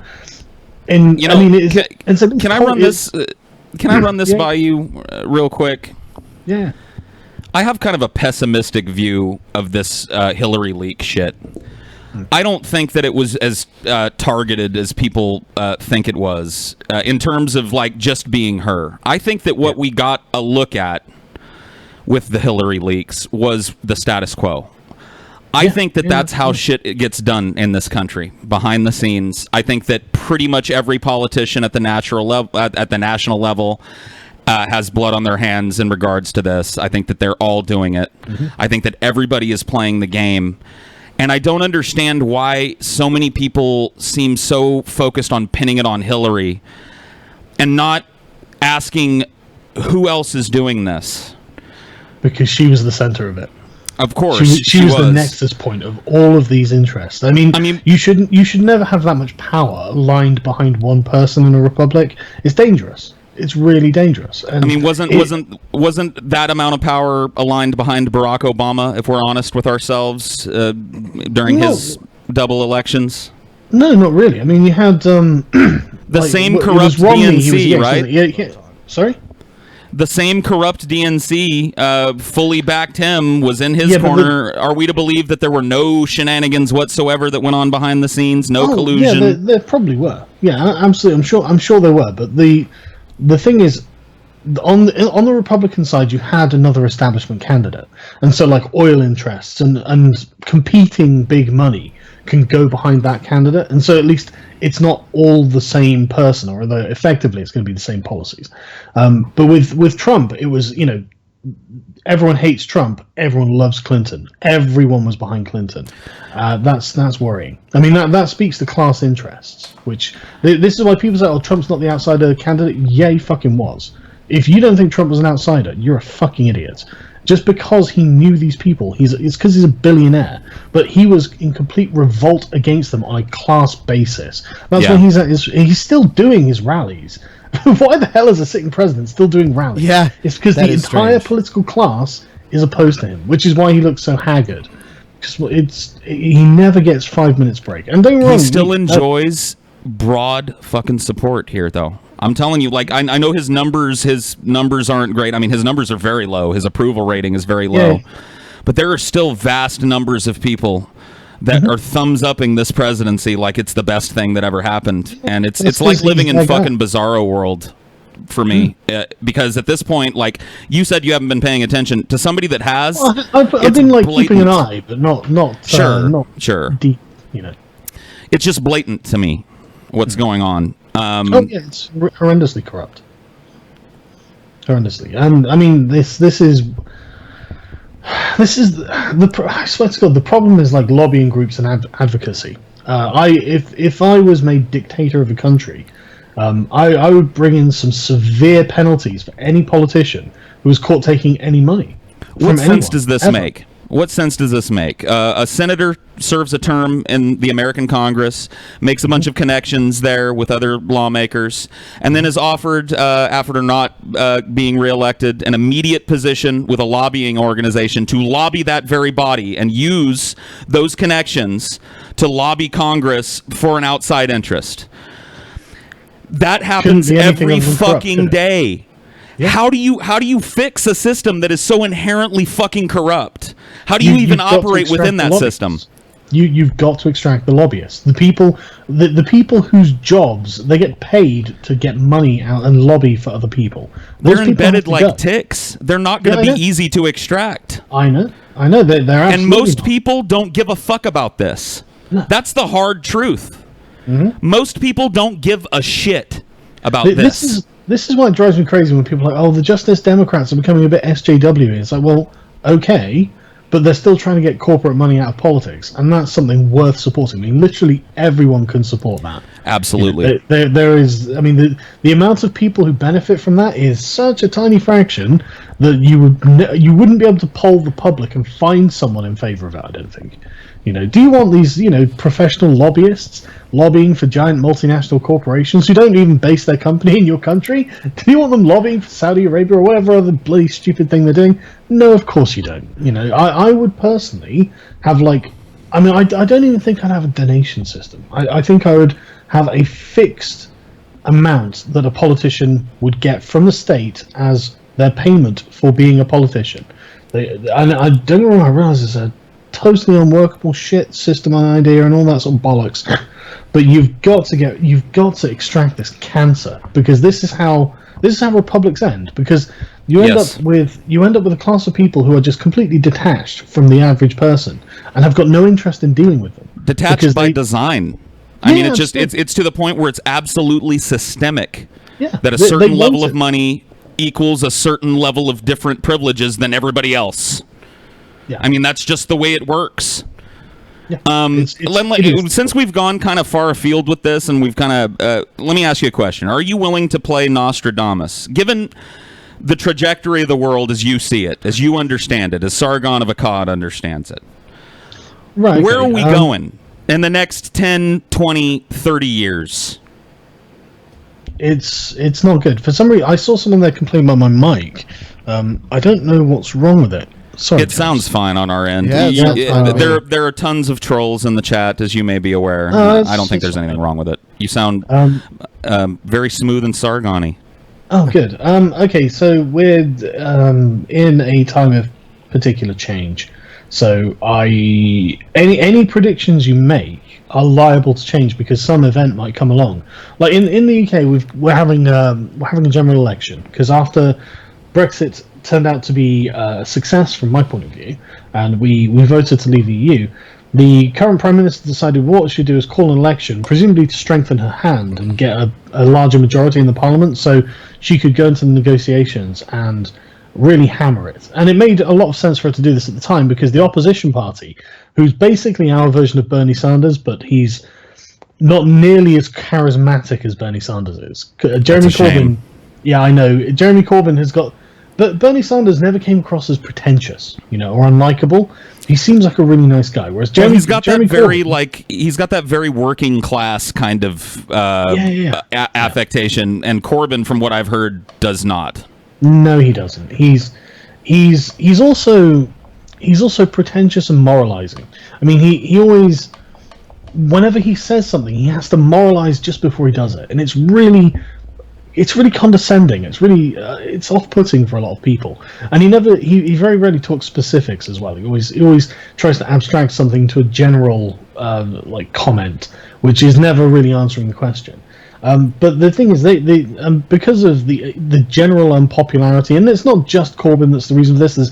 Our Labour Party is filled with absolute morons, complete incompetent.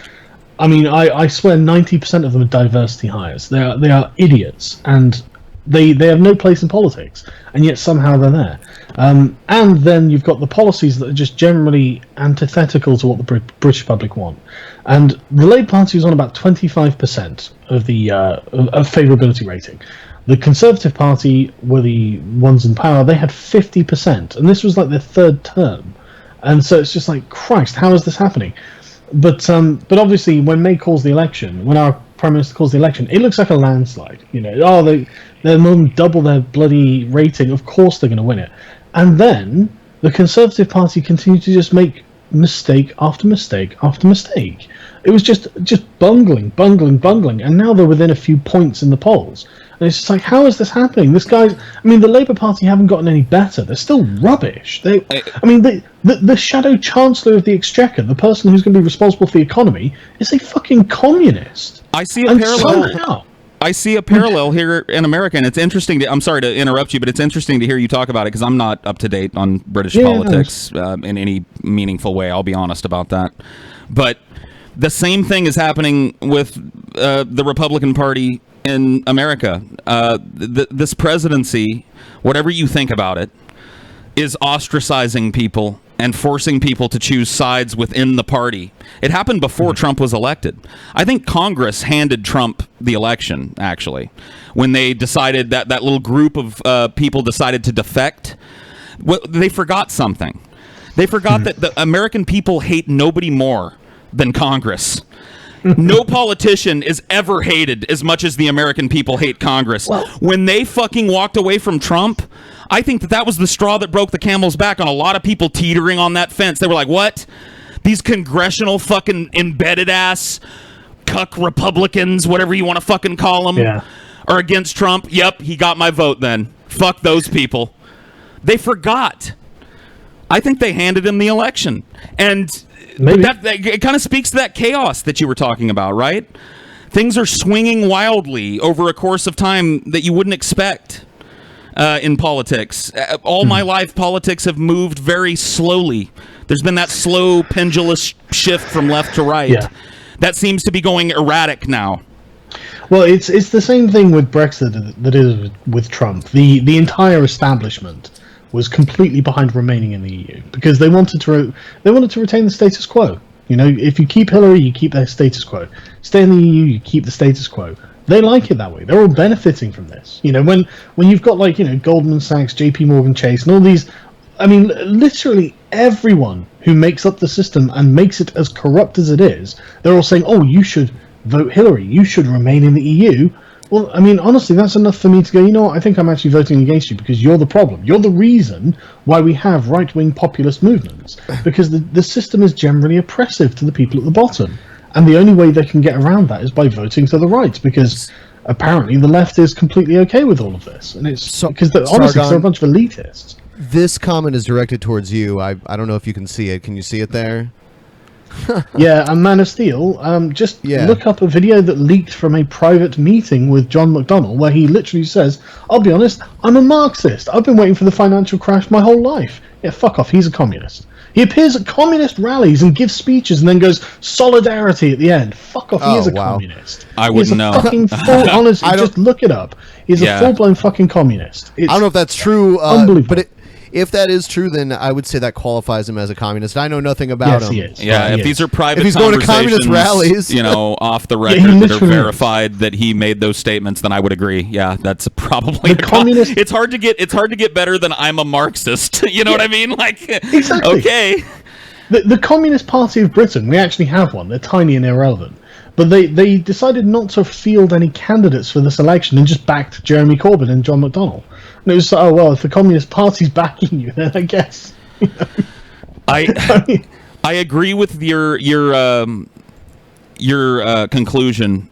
I can't find myself agreeing with your method, and that's kind of where I think you and I split ideologically. Not that really matters. So what? Like the idea that it's okay in protest to vote for somebody that you know full well has nothing approaching your best interests at heart, just to send a message to the status quo seems self-defeating.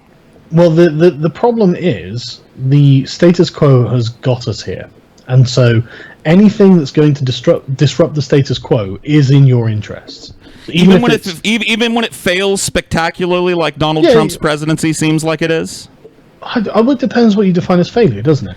I mean, I think waking the status quo up and making them understand that we live in democracies and they don't just get to shit on the working class people, the poor people at the bottom, forever, indefinitely, is worth a giant orange joke. It's worth Brexit. It's worth. Let me give you a possibility here. Let's say that Trump is impeached. Let's say that he is implicated in obstruction of justice and he is impeached and, in fact, either allowed to retire like Nixon did or removed from office. Do you think that the stain of that will stop whatever populist movement is happening right now that decided to vote for Trump and really restore in the minds of people the efficacy of the status quo? Because at least the status quo doesn't get impeached. At least the status quo isn't an international embarrassment.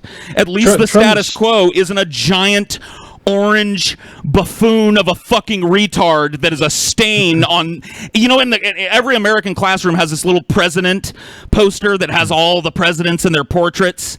Every child from here to fucking Timbuktu will have to look at that orange fucking head. Fuck. Well, okay, so the problem is that this is, and I'm not trying to sound like a dick, but that's your personal emotional reaction.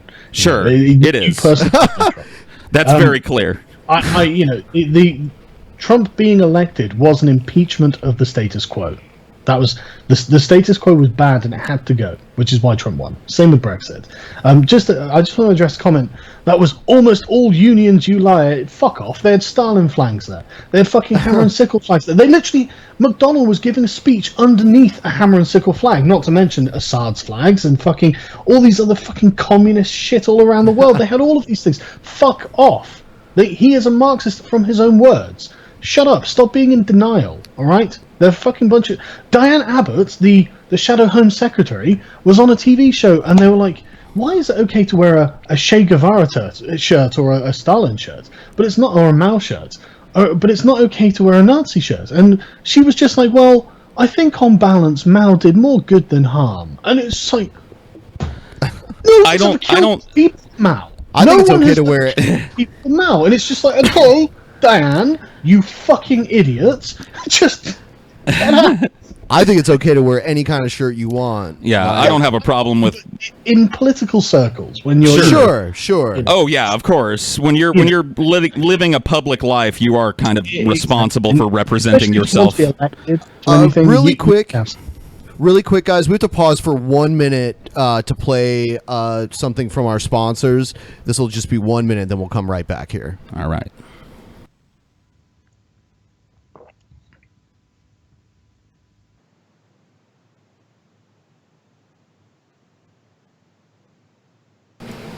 Recently, our very own TJ began cleaning up his neck scruff using Dollar Shave Club's razor and their Dr. Carver shave butter, and he can't stop talking about what a close, smooth, and quick shave he gets. A job that once took him 10 minutes or more is now a done deal in only 3 minutes. Dollar Shave Club is just the smarter choice. You no longer have to schlep to the store to spend a fortune on razors with gimmicky shaving tech you don't need. When TJ uses his Dollar Shave Club executive razor with their Dr. Carver shave butter, the blade just gently glides, giving him such a nice, smooth shave. You too can make the smarter choice, just like TJ, by joining Dollar Shave Club. For a limited time, new members get their first month of the Executive Razor with a tube of their Dr. Carver shave butter for only $5 with free shipping. There are no hidden fees and no commitments. You can cancel anytime you like. If you're shaving, then what's your excuse? Make the smarter choice. You can only get this offer exclusively at dollarshaveclub.com/peasants. That's dollarshaveclub.com/peasants. All right. Oh, yeah. Got to pay the bills somehow, you know? Got to make some money. Got to make some money. Yeah. All right. Well, thank you for sticking with us, Sargon. That's all right. I'm normally up till about 3 in the morning, so... Oh. I'm terrible. Well, we do have a troll or not a troll, Ben. I did pull one. Do you want to try and play troll or not a troll with us, Sargon? Are you familiar with the game? I mean, it's a pretty simple game. I guess I'm supposed to guess whether this person's serious or not. Yes. You got it. Let's do it. Yeah. Oh, shit. I still have the chat up. Oh, that's all right. Fuck, man. Where is it? Here it is. You've got extra boxes tonight Yeah, because of TJ yeah. and Scotty. Yep. Give it to the people one more time, dude. They got to see the intro. Okay. It's beautiful. Sweet. All right. Cultural appropriation! Cultural appropriation! That's what you're seeing with Far Cry 5. I know I get to kill Christians and white people, okay?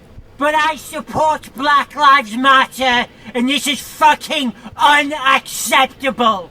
Where's the black person? Where's the non-binary transsexual adult Muslim? Where is he? Fuck you, Ubisoft. You're a fucking bunch of racists.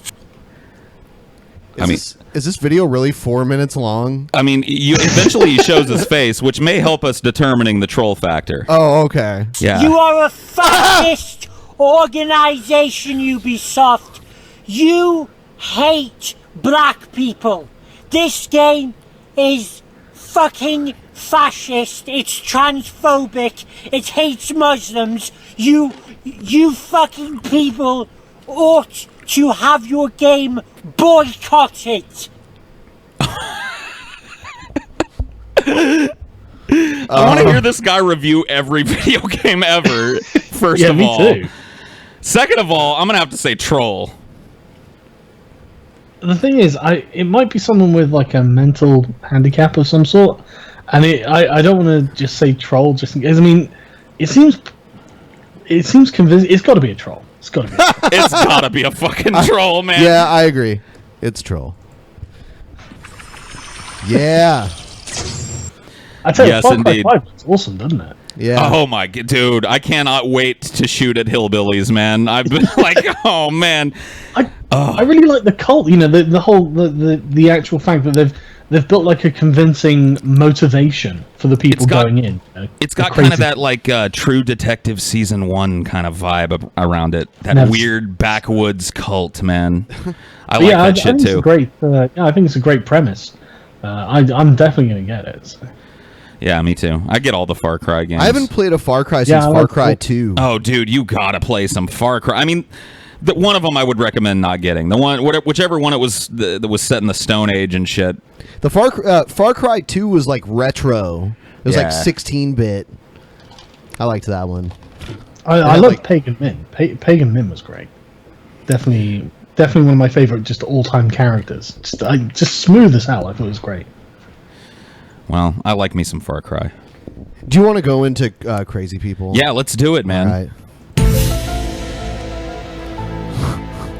Is that Roosh?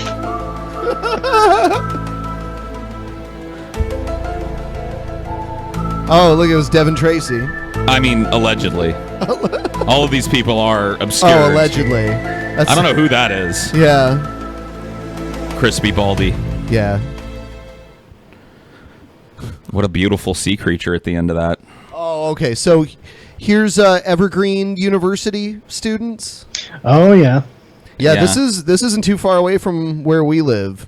We've got it's a long collection of meltdowns here. We can skip around it. It's all pretty crazy. There's actually a guy who was in our Facebook fan club who's in some of the video footage. Really? He goes there? Yeah, he goes there, and he said he just wanted to see the crazy up close, so he went to, some of those rallies. Yeah, well, it was like the argument between like the principal or the dean or whatever and the students. I mean, it didn't sound like much of an argument. It sounded like him giving them everything they told him to give them. You guys want a potluck? I'll pay for a potluck. That's how whiteness works. Whiteness is the most violent fucking system to ever breathe. Oh, did you say whiteness is a system? Whiteness is the most violent it's a system to ever breathe. Okay, Han, I can explain this, right? I can explain it. See, this is how long I've been dealing with SJWs, right? So when they say whiteness, what they mean is like Western liberalism. That's what they mean. They mean democracy. They mean meritocracy. They mean science, philosophy, Western philosophy. All that. That's everything that we consider to be the systems. The establishment. Those are bad.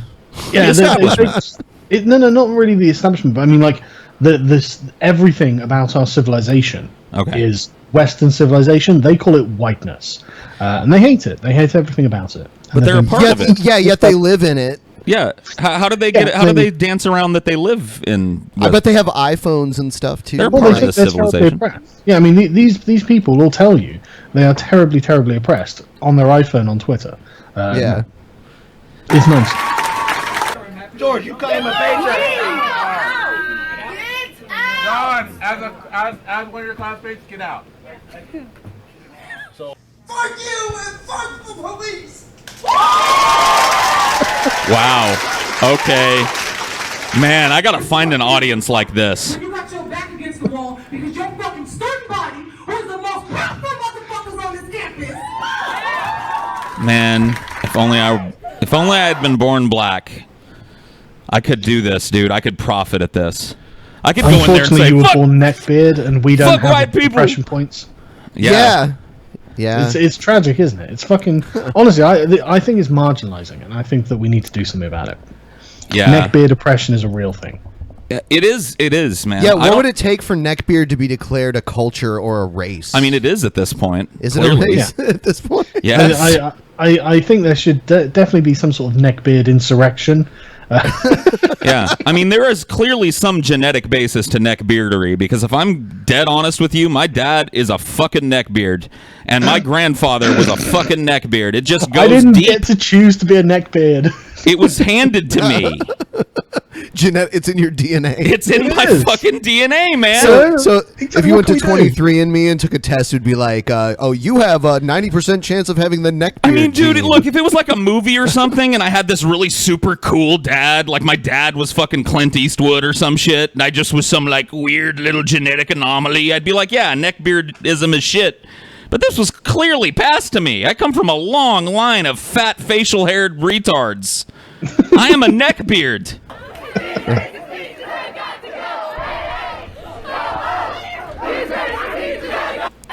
Oh, man, look at this activism. What do they? Snapchat activism. When do dude. they go to What class needs to and go? stuff? What is it that needs to go? I can't understand what they're saying. Maybe they don't even know. Maybe they're all saying different things.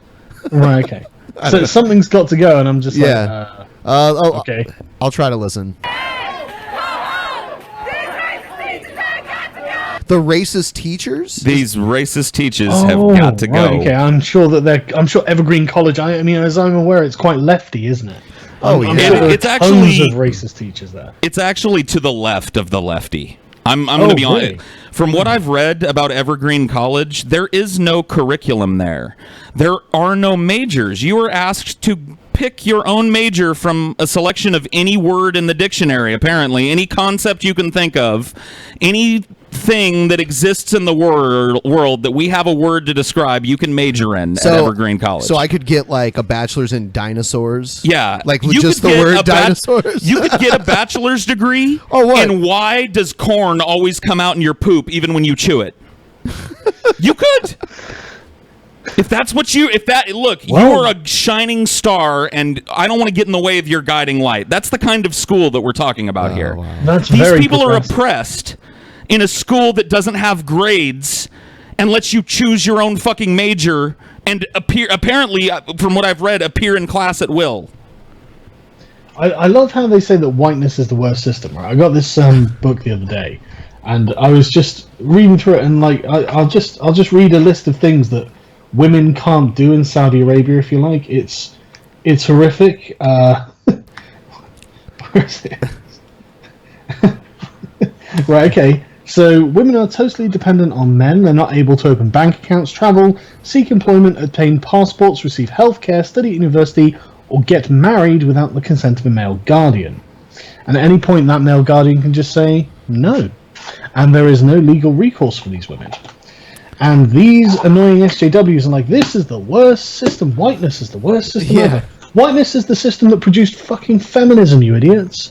It's the only system that gives a shit. It's the only system. I mean, you couldn't point to a country that has it better than a Western system. You couldn't do it. Yeah, not currently. Maybe never in history. No, never in history. I mean, Jesus Christ. If you want to go back in history, it's even worse. People. I mean, there was a time where you know, or is that a meme? Can you correct me on the meme that I was taught in school that at one point the Middle East was the scientific center of the world? No, that's true. That is true. Well, so at some point, things were darker in the Western world than they were in the non-Western world. Yeah, you had what's called the Islamic Golden Age, centered around Baghdad. Yeah, I mean, it was. I mean, I wouldn't call it like progressive or anything, but it was certainly more enlightened than the Western Europe at the time. There was a huge change in Iran after like the Islamic theocracy took over there too. Oh yeah. I mean, but the thing, I mean, there are worse things than Islam. There have been worse things than Islam. I mean, there have been entire civilizations that have been built on slavery, and it's like you can go, oh well, America had slavery. Yeah, it had slavery, but slavery wasn't like a founding part of the country. It wasn't like it wasn't the purpose of the country. I mean, it enabled the country. It enabled the country to grow at the rate that it did. I mean, well, it enabled the South to grow. Unending, well, sure, but I mean, if you look at the history of the United States through the lens of pre-Civil War and post-Civil War, but at that time, the South and everything attached, that was what would become the United States.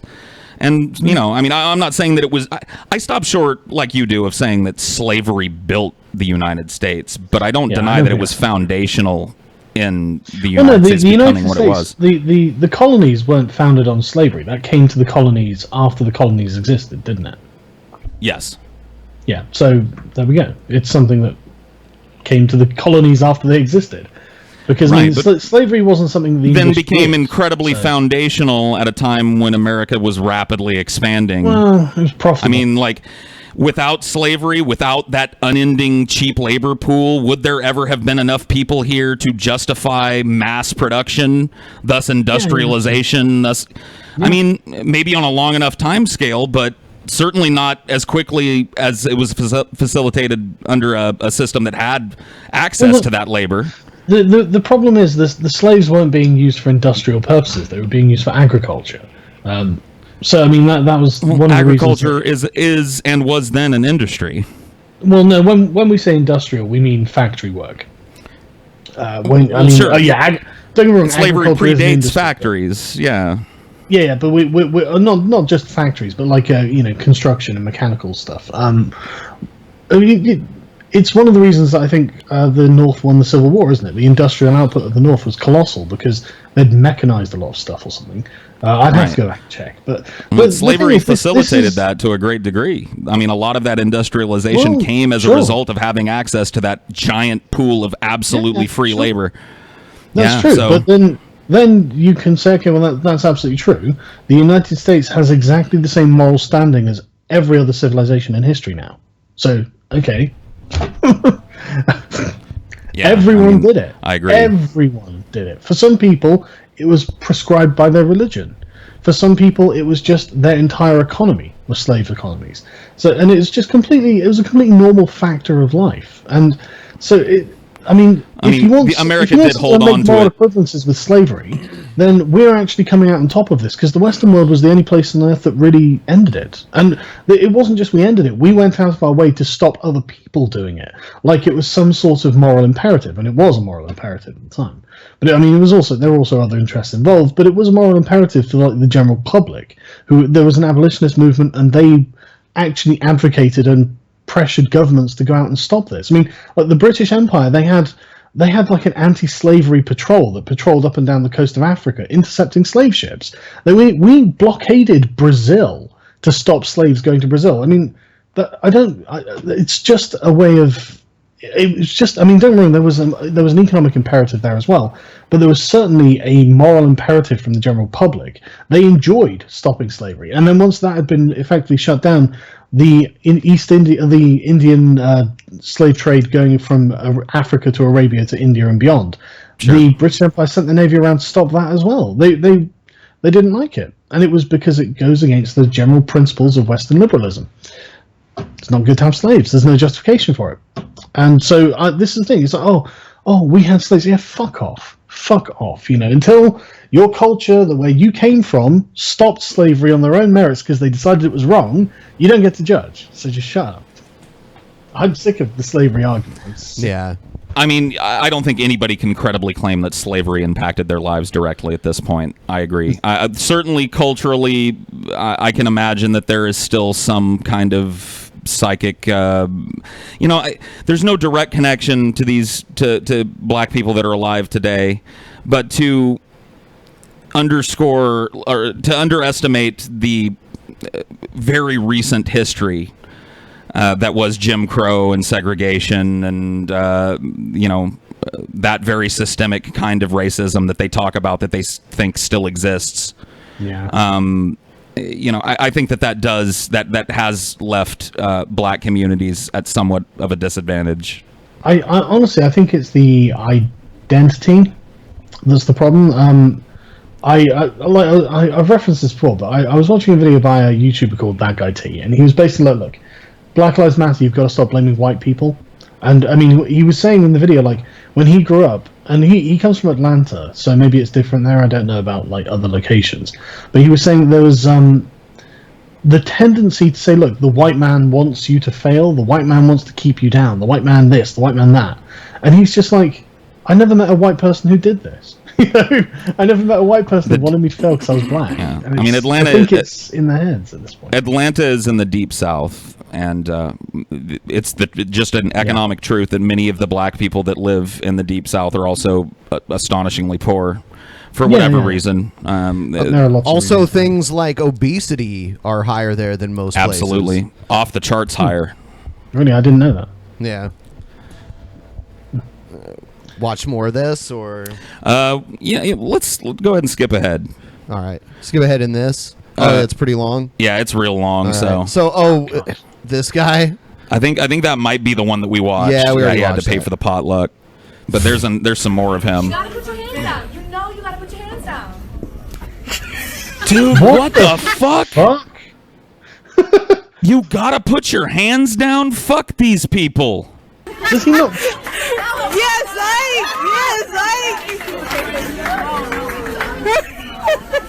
Does he not it's know just that he's obvious the one from in these charge videos. here? Does he not understand that he's the fucking dean or whatever it is of the university? He doesn't It's not them that needs to understand that. It's him. He doesn't understand that he's the fucking dean. To do any of this. I would personally expel all of these people. He's chosen to capitulate to these people who, if you listen to their glee in these fucking clips, are clearly doing this as some kind of power fantasy.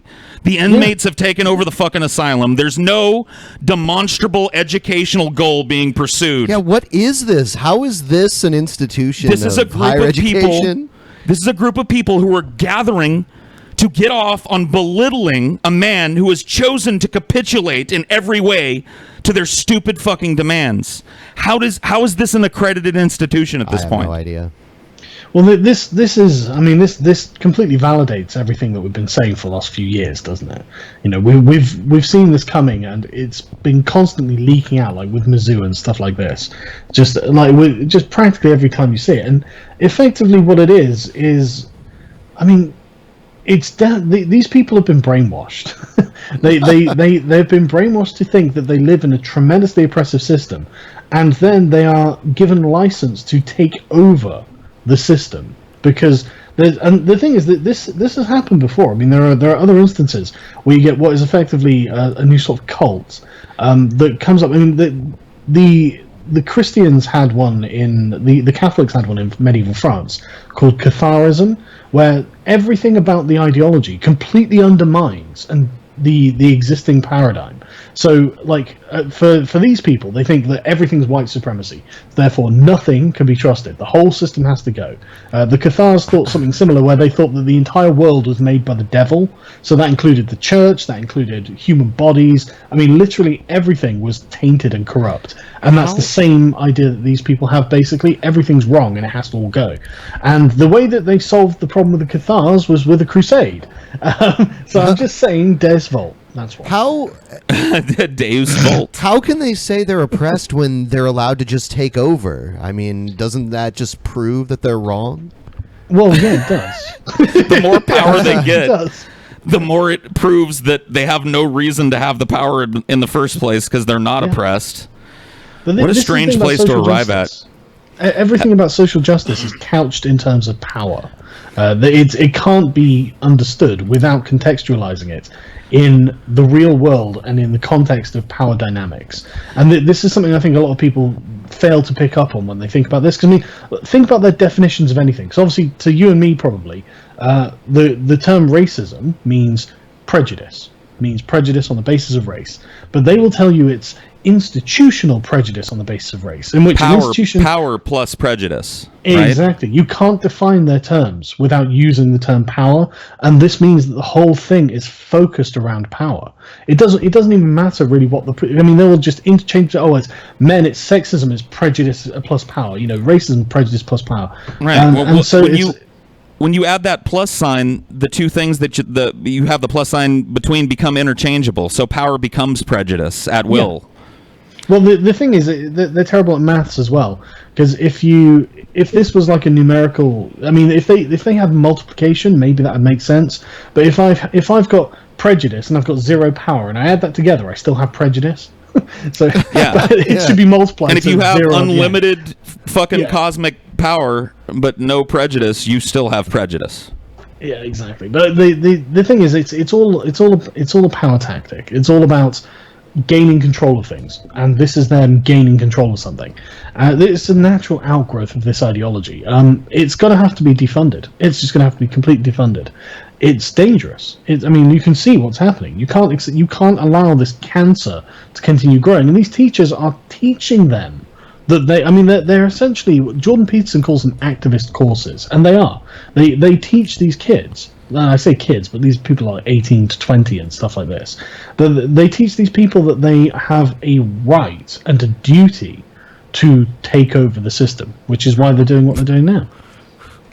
Well, their ideology has backfired because these people have no idea. Let me ask you a question, Sargon. Have you ever been to a potluck? No. Okay, that might be an American term.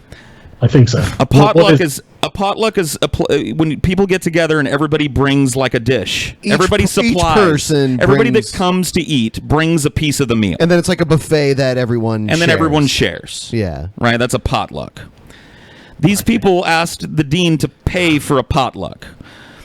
I don't know why I'm so focused on it, but I don't know either. It underscores just how completely backwards everything that they ask for I don't is. even know what a potluck is. You don't pay for a motherfucking potluck. Yeah. The idea of a potluck is that everyone that comes to it brings a piece of it and you share. I saw the footage where they're eating pizza and stuff like that, and he was on him, I'm sure. Tucked. It was just, what are you doing? Why are you capitulating to these demands? I'd just be like, get fucked. Get out. Know.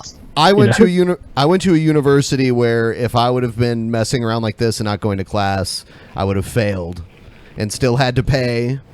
So I don't know. Yeah. I wouldn't tolerate any of this if I was in charge. I'd just be like, well, sorry, you have to leave. You know, Yeah. in fact, I might well call the police. You seem like dangerous lunatics who seem to be hell bent about taking over the university. That can't be allowed. There was a clip that we watched. Maybe you've seen it, of them going. By the way, we have homework and stuff that's due, and clearly that's not going to get done. So we're going to need you to send an email to our teachers and tell them that our homework is not due, so that we can sit around and have you order us pizza. And he was like, okay, I'll get right on that. I'll do that immediately. Wow. I mean, no. What? Yeah. Can't What even alternate imagine asking. universe is Can't this? even imagine asking. But this is where it all ends. This is the thing with social justice. It's got to go. It's got to go. You can't let this carry on. Come through.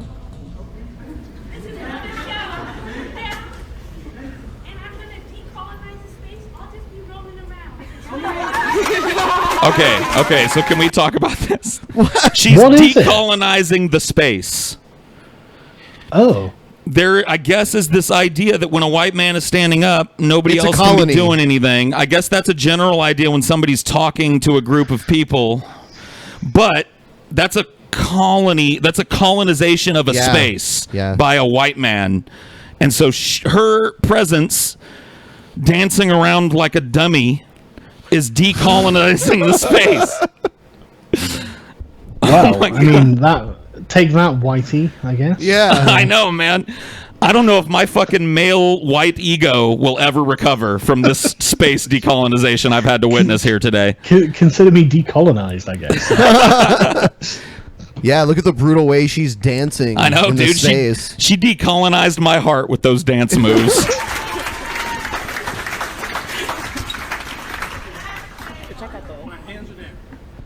Oh my God. He's like, my hands are down. Because somebody yelled out, hands down. This is the most abusive thing I've seen in so long. It's just like, is it really abusive though? When the this is object certainly abusive. when the object of the abuse is a willing participant in it? Yeah, but that's the thing about the abuse, isn't it? I mean, like, these people are clearly taking advantage, and He's they're doing now, a job. Well, he's. This isn't his job. This is not in his job, is it? Well, he has a position, and he's expected to do something, and for whatever reason, he's being told he needs to act this way. Well, maybe in his twisted world, this is how he's supposed to do his job. I mean, guess. at the college where you get to choose whatever major in the universe you want, maybe he gets to choose what it means to be the dean of a fucking college. No, but the thing is, they're doing all this on the basis that he's a white man. So they are effectively. This is emotional abuse because he thinks he's paying penance and trying to apologize for his whiteness or whatever, and they're just taking the piss. They are just hands down all this sort of shit. You've got to give us this, you've got to give us that. He's the one being oppressed in this situation. He is being oppressed by these students. That he can't even raise his hands, and they're going to turn around and tell him, "Oh no, actually we're oppressed. Now get fucked. You're not oppressed. You're a bunch of fucking abusers." Yeah. Yeah, I mean, I can't decide whether he's oppressed or just involved in some strange sadomasochistic fantasy. Yeah, maybe he enjoys it. Yeah, he probably doesn't. Or he's totally brainwashed into thinking that this is the only way that he can save himself or something. I don't know. He goes home and whips himself at night. Oh, probably, yeah. Sorry, I'm white. Yeah, sorry, I'm white. Sorry, I'm male. It's pretty true. Well, you want to skip ahead a little bit? Yeah, we'll do that. Cool. What's this? Oh man. Oh, here he is again. God, slavery, white people, reparations gone. Look at how sad he looks. It's shit on white people day. Is there any black folks that need water in here? The thing is that my ancestors were slaves and your ancestors were not. Your ancestors came here of free choice and decided to bring along my people not of their own free will to work and build this country. Good for you. Okay, hang on, let's stop. Hang on a second. You're not. What? Hang on. Evergreen College, yeah. Evergreen College, yeah, in Olympia, you know Washington. This guy's name? What's the guy? What's the name of the guy that's the dean? George is his first name. I don't know his last name. I can look it up for you if you'd like. Yes. I'm just looking myself.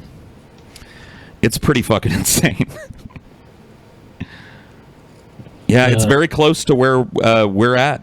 We're in the Seattle area, and this is just a few hours from us. So we're in the belly of the beast on this one.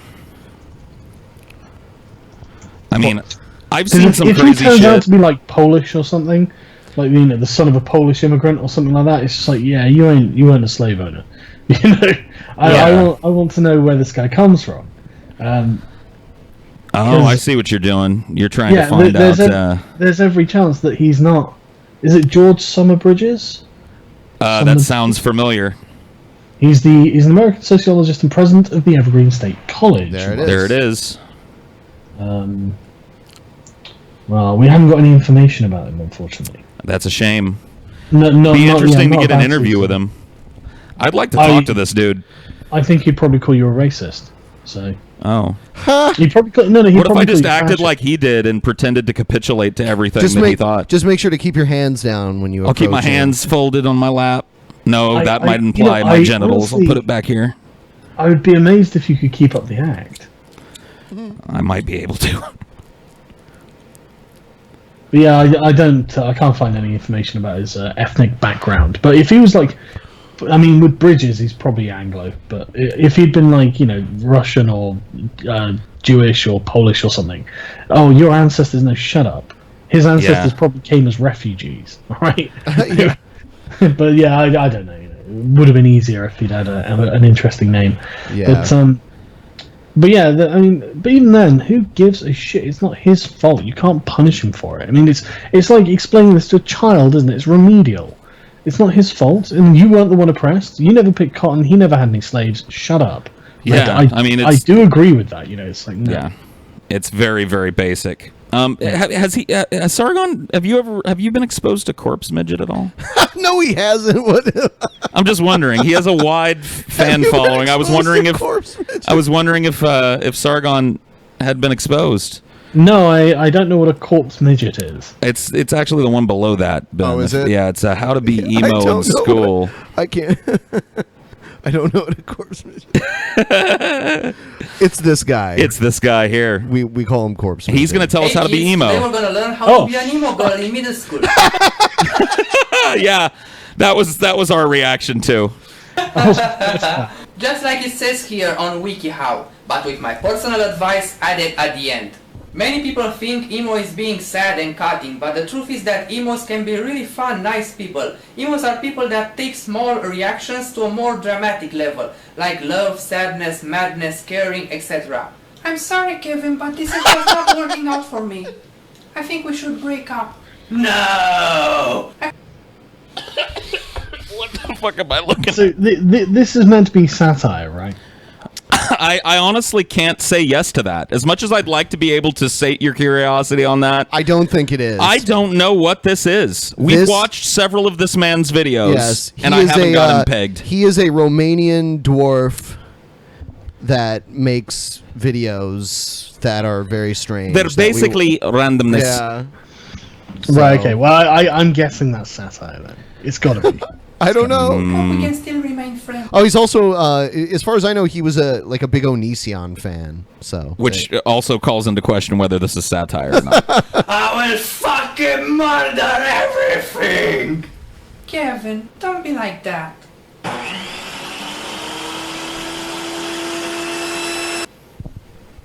What the fuck? Go fuck yourself in the abdomen with the undeveloped holes of baby Satan.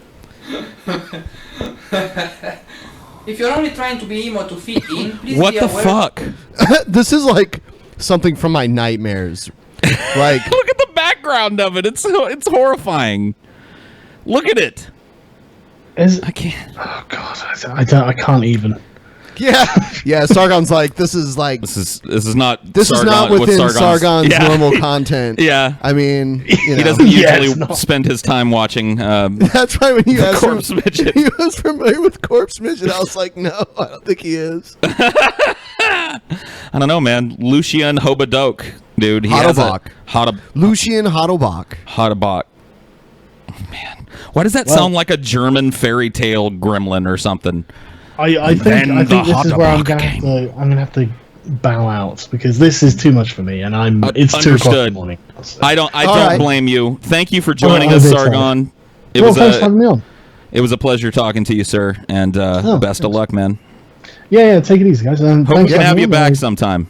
Yeah, of course. Just send me a message whenever you fancy it, and I'm sure I'll be able to come on and just talk about the latest catastrophe that's beset the world.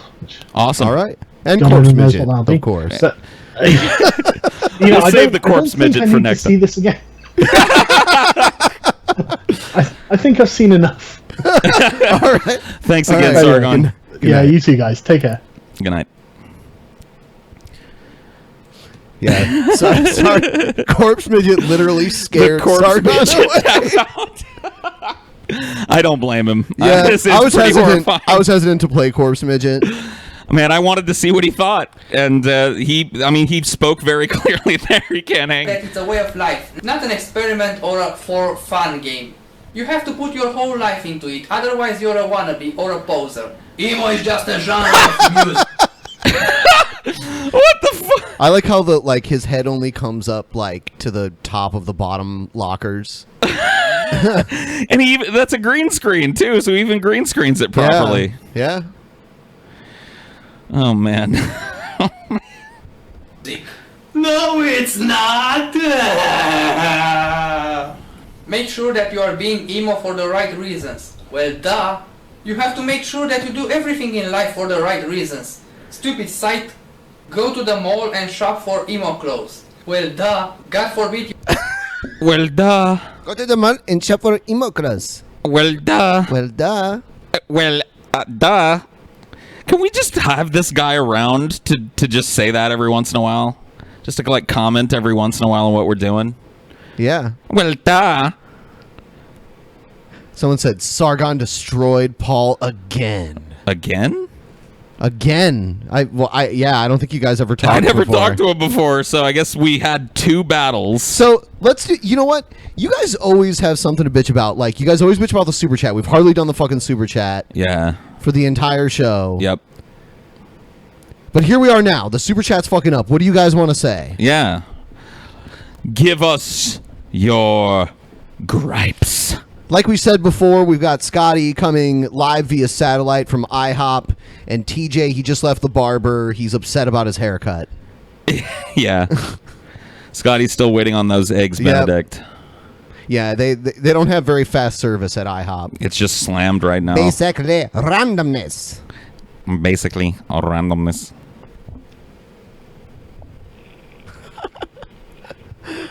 We had Sargon for a while, but then we lost him. He was like, "Yeah, I'm not staying up anymore." He was rolling with the punches pretty good there into crazy people, but that was kind of his territory. That's why I started it with the SJW shit. I didn't want to go right into Corpse Midget. I wanted to play this other racism. Well, that's fucking Mario. That probably would have got him to rage quit even quicker. I don't think so. I think Corpse Midget gets you to rage quit quicker. I don't know, man. Yes. I like Corpse Midget better than Mario. I know you do, but I like his serious vlogs. They're so serious. Let's see. Logic is the cement of our civilization, with which we ascend from chaos, using reason as our guide. It's a Vulcan quote. Cool. Somebody implying that Sargon is indeed a Jew with the triple brackets. You know who Sargon looks like? He looks like Al from Home Improvement. Yeah, he's got that. Well, not in a bad way though. No. Al was a very dapper-looking dude. I don't think so, Tim. Yeah, he should. Let's see. Yeah, dude. I can see it, dude. I can see it. That is a beautiful thing. Yeah, hold on. There we go. Yeah. I don't think Sargon, so, Tim. Look, he called us back. Sargon has joined us again. Hey. Yeah. Welcome back, Sargon. Never mind. It's Al from. Welcome back to the show. No, dude. So you're back for more Corpse Midget, I see. I wish my beard looked that good trimmed up. You know what I mean? But it just doesn't. Fucking Al could rock that well-trimmed beard. Paul's only 49% heterosexual. I doubt that. Sargon of Akkad to be fifth peasant, please. I don't think he has the time. Yeah. And he doesn't want to And talk he doesn't about want to do Corpse Midget. Corpse Midget. So. Yeah, so that disqualifies you right away. Sargon is a 9/11 truther, and it's hard to hear Sargon with Trump dick in his mouth. Why can't you take a hard stand when Trump does something stupid, but if it was a liberal, you would not hesitate? Well, I think you heard Sargon talk a lot about that tonight. So go watch what he talked about. Spreading my cheeks and looking at my ass in the mirror is my secret pleasure. Thank you for letting us know. That's nice. Corpse Midget is the embodiment of what a nightmare is. I agree. He may be a smaller embodiment, but he still embodies something. Yeah. Don't pull back the covers at night, for the Habadoc will come and give you a fright. What's this one? Could it be the SJWs are a result of when the inherently religious fall into an ideology? They seem to be creating rituals. I mean, I think it probably scratches the same itch in the brain as religion does in some way. Paul, I was frustrated that you didn't press Sargon on Trump's cabinet picks. No matter what happened, there would have Yeah. been someone that would have said something, I'm upset that you didn't press Sargon on this. I had a good time talking to Sargon tonight. I know a lot more about where he stands on things. I'm a little more confused. I mean, I think we had a good back and forth, and that's what I wanted to do tonight. Corpse Midget broke him. So Corpse Midget is basically kryptonite to Sargon. Yep. So, I mean, I don't know. If you don't like Sargon, just send him Corpse Midget pictures or something. Play Onision's song "You Hurt Me" for a cringy laugh. Okay. No. Well, I'll look at How it. about I just blow my brains out instead? Yeah. It's nice to see another episode of the new and improved EP with 100% less TJ and Scotty. Oh, yeah, we did do that before. But we had a ton of Yeah. fucking... I mean, we had Sargon, who's a good guest. Yeah, I mean... Say what you want about him, but he's good at talking. Oh, yeah. He knows what he's talking about. At least he knows... He knows what he's talking about as far as his ideas. Well, yeah, what I'm saying is, whether you articulate. agree with him or not, you can't fault him for being able to present his argument. Yes. So... He's very good at that. Sargon can't handle Corpse Midget. What a puss. Hey, I can't judge people based on their ability to handle this fucking nightmare. I think Milo could have handled Corpse Midget. Oh, yes, darling. I would have sucked his midget prick. All four peasants were seduced and kidnapped by Brett Keane and are to be sewn together to become a human centipede in the order of who brings the most value to the show front to back. What is the order? I don't know. Thanks for the $10. Corpse Midget is truly terrifying. I know. Agreed. Somebody do a yiff. No, we're not furries. Thank you for the $10 and yiff in hell for a fag. Thanks for that furry cash. It's sweeter than any other cash. Oh yeah, on dude. Earth. That furry $10 spends so much nicer than any other $10. This is a great episode. You guys need to beam the Kirk brothers out of episodes more often. Paul did an amazing job of talking to Sargon, in my opinion. Wow. Well, I don't agree that I was really nervous. I'll be honest with you guys. I was nervous not having the guys here. It is weird not having them here. For a big episode like this. You know what I mean? So thank you for the kind words, but I'm going to be glad when the Kirk brothers are back, to be honest with you. So we'll wait around for a few more super chats. If we Sure. don't get any, then we'll get back into it. We've got some time left. Oh, another thing we're thinking about doing is bringing back the post show for DP On Demand. That would be pretty fucking sweet, dude. And I want to let everyone know that we've added 2 private shows to DP On Demand. So In now, fact, Ben, if you want, after the show tonight, we could do a quick post show. Oh, I'm fine with that. Are you down? We Yeah. can add it to DP On Demand. So let's just make it a fucking thing, dude. Yep. Tonight, after the show, we're going to do a post show, and we're going to put it directly on DP On Demand. So people that are subscribed there, you can just go get it later tonight. Those of you that haven't subscribed, if you want to see the post show come back, that's another reason right there. And then also the September private shows from 2016 and the October, which is interesting. When you watch the September private show, it's our last one in Ohio. Yeah. And then the October one is our first one here in Washington. Yeah. It's interesting. And we were at TJ's house at that point. Yep. That was a crazy period of time. Yeah, that was a weird period. That was like we did shrooms on a couple of shows, acid on one. Yeah, pretty crazy. Jet fuel can't melt steel Sargons. Okay, good to know. Thank you. What is your opinion on country music, new or old? Old is good. Some. You know? New is garbage, like pop.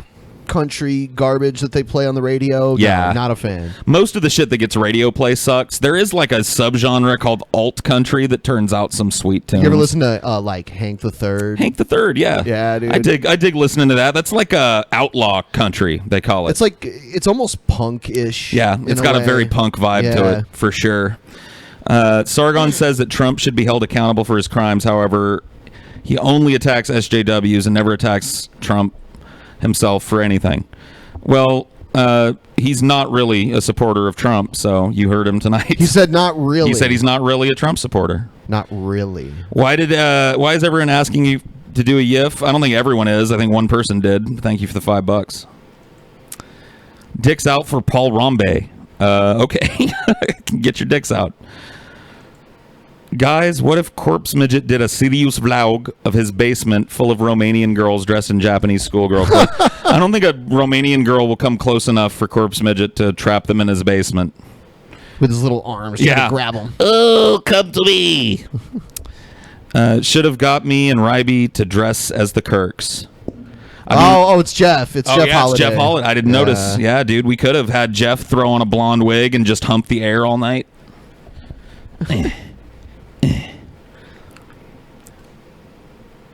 Good show. Thank you. Thank you. Peasants are life. Thank you. Man, listen. Thank you. Ben Pye, did you see my manatee snap? I found him in his natural habitat. I get a lot of these manatee things people send me. Like, anytime manatees are in the news or like... Oh, yeah, dude, the manatees. How many times you get sent that fucking article that the manatees as a species are bouncing back and they're no longer endangered? I got sent that fucking 15 times. You know what I just realized? We mentioned Hank Williams Jr. earlier, and then we just now mentioned Hank III, which I believe is the son of Hank Williams Jr. Yes. So that's kind of weird. Yep. That bloodline turned out some weird country, because I like the original Hank Williams was huge. Had some great tunes. Some just absolutely classic. Junior, meh. Junior is kind of where it went off the rails, and Hank III, I kind of like a lot of his stuff. Yeah. Teddy Roosevelt considered J.P. Morgan and other corporations his enemies. Now all presidents are in the pocket of J.P. Morgan. How the mighty have fallen. Well, thank you. Favorite Ween song and album? Also, they kick ass live. I hope to get to catch them live now that they're touring again. It's hard for me to pick a favorite song. My favorite album is The Mollusk. Do you have a favorite DP memory? Dude, I really liked when the whole fucking election episode. That was awesome. The energy of that show was cool and totally different, dude. Yeah. I don't know. I just liked that show a lot. Everybody was just kind of working together, and we all kind of had our little disagreements, but it all flowed, and I thought we did a really good job. And Paul, you were the 8th best peasant. Wow. Cool. There's 8 of us? Yeah. Yeah, you know, I wish there were big events like elections more often. Yeah. So we could cover them. Especially ones as contentious as this, We tried to do the inauguration, but it was like, I mean, we'll have the midterm election coming up, and that'll be interesting. It's not as high profile, but we could probably cover that too and see. I mean, we're starting to enter times, at least here in America, where everything political is kind of interesting because some crazy shit's happening. When you coming to Canada and where? I would say if we come to Canada anytime soon, it would be to Vancouver. It's so close. Hop, skip, and a jump. Oh, I mean Vancouver, Washington. Yeah, of course. Of course. Wink, wink. Good. Scotty's still waiting for his eggs. He didn't hear that. His eggs. All right. I guess we'll go back to some videos. Sure. Let's do. Racism is satanic. Hi, everyone. I bet the Vigilant Christian started shitting buckets when the adpocalypse happened. Yep. Yeah. Hey everyone, it's the Vigilant Christian Mario, and you're here for a special video today. In today's video... And here for a special video today. You don't even have the heart anymore, Mario. I think in You've this lost video, the heart. he makes a personal apology to all black people and all Asian people. For what? Just them? What about brown people, like Indian people? What about I don't know. Okay. So he's only sorry to them. Yeah. I don't know why he's sorry at all, but why not just do a blanket statement? He's sorry, dude. Just apologize to everyone on Earth for being Mario. Yep. I wanted to talk about racism in the Bible, and specifically to offer, a prayer of asking for forgiveness from all Black and Asian people who listen to my videos. Just them, though. All the other ones, just the blacks and the Asians. The fucking Spics can fuck off. Yeah, the Spics can rot in hell. The American Indians can go fuck themselves. Those fucking dot-headed Indians. Yeah, those dots over there, those muzzies. And I'm doing this on the behalf of my forefathers. Racism hasn't been in my family in several generations, as far as I can know. But, the Bible is very clear that the sins of the fathers are placed onto the children for generations. So if any of my ancestors are responsible for any racism, I want that spiritual debt, that sin, to be forgiven. And I just want to offer an apology. So I believe that... But only to blacks and Asians. Only blacks and Asians. Nobody in your bloodline ever wronged nobody of another race. I don't get it. This is so weird. So strange. So people said someone in the chat said he's literally praying to his audience. Yeah. I pray to you, audience, who gives me money. Please forgive me. I mean, I guess I can't blame him. That's more effective than praying to God. If you pray to your audience to give you money. I mean, how do you know your forefathers had any role in any oppression of anybody, much less specifically Asians and blacks? This was your grandfather's noose. He used to use it to hang blacks and Chinamen. Yeah, we've handed it down here in the Vigilant family. The Vigilant family. The Vigilant family tree has actually got a noose for each person. And when you come of age, son, you'll get your granddaddy's nigger hanging noose. Yes, that'll be bequeathed to you, boy. What? And those slanty-eyed I don't Chinamen. apologize for jack shit that anybody but me did. Yep. In the spiritual realm, and we as white people need to recognize that although we have not been responsible for the slavery and the things that have been done to other people who have come to America, our great-great-great-great-great-grandfathers are. And according to the scriptures, the Bible tells us very clearly that their sins are placed upon us. So if they've never went to the cross to ask for forgiveness and went to the other cultures that they've offended for forgiveness, those sins, they fall upon us. Wow, is Mario an SJW now? Maybe he's trying to tap into that market. I mean, because that's times kind of is what tough. it sounds like. Yeah. He's like a religious SJW. I just want to apologize for shit that I had no fucking Yeah, role that's in what at I'm all. saying. Please. This sounds just like SJW bullshit. It really is. I'm a white male and I'm sorry. And everything that's going on in the world today, with Ferguson and all that, it just shows that there's a lot of still pain and hurt, and it's not hard for elite forces to manipulate that and create even more racism in the world. So it's the Illuminati creating one racism. thing also I wanted to talk about. The Illuminati creates racism. Oh, yeah, dude. The elite forces. Yeah, dude, they're the ones behind it. In this video is, the fact that I'm a white person, it still doesn't mean I'm blind to what white people have done. White people, See? He's a fucking, what is he? He's a CSJW. Yeah, dude, a Christian W. Unfortunately, I'm white myself. We've been probably the most responsible for evil to any other race. I mean, correct me if I'm wrong, but historically speaking, I believe that we are the race that has enslaved other races. We went to Africa and just, hey, you belong to us, but boom. Like it was none of our business. What? But they'd be like, boom? Boom. what just happened there? Is he Emerald? Is he whipping up a batch of teriyaki chicken? Bam! Bam! Bam! Yeah, like what? Hit it with some spice, Mario. Bam! Business, but, that's what we did, and we look back at figures like Hitler and his sick, twisted goal to create an Aryan super Where's race. this of white going? people Are you with- apologizing for Hitler now? Yeah, like what? Fuck, Fuck me, man. What is this weird shit? Blonde hair, and we begin to see things that are just a little off. One thing I do want to point out, since we're on the topic of race here, is we commonly see Jesus portrayed in this fashion. This isn't what Christ would have looked like. Okay, so now he's gonna criticize artwork. Jesus had a fro, man.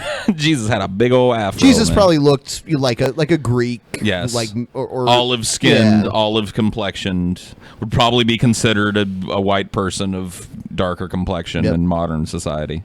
Not at all. There's no way he's white. Now, first, why is he always depicted as a white guy? Why? I don't get that. He's clearly a Middle Eastern man. Comes from Iraq, the Afghanistan area. What? What? What? He came from like Galilee. Well, no. He came from Bethlehem. Well, that's where he was born in Bethlehem. Right. He lived in Nazareth, I believe. Nazareth, yeah. I mean, like, you know, what is now Israel. Why was he called Jesus of Galilee? He was called Jesus of Nazareth. Oh, what the fuck is Galilee? That's another thing. That's another place where he was. Yeah, that was another city. Okay. I don't know if it still exists. It may. A lot of those old cities still exist. Whatever. Fucking. I don't think that any of those cities are in modern Iraq. No. Or It's Afghanistan. in Israel. Yeah. It's not in Iraq. Yeah, definitely not. And not Afghanistan. Afghanistan's like way far east. Whatever.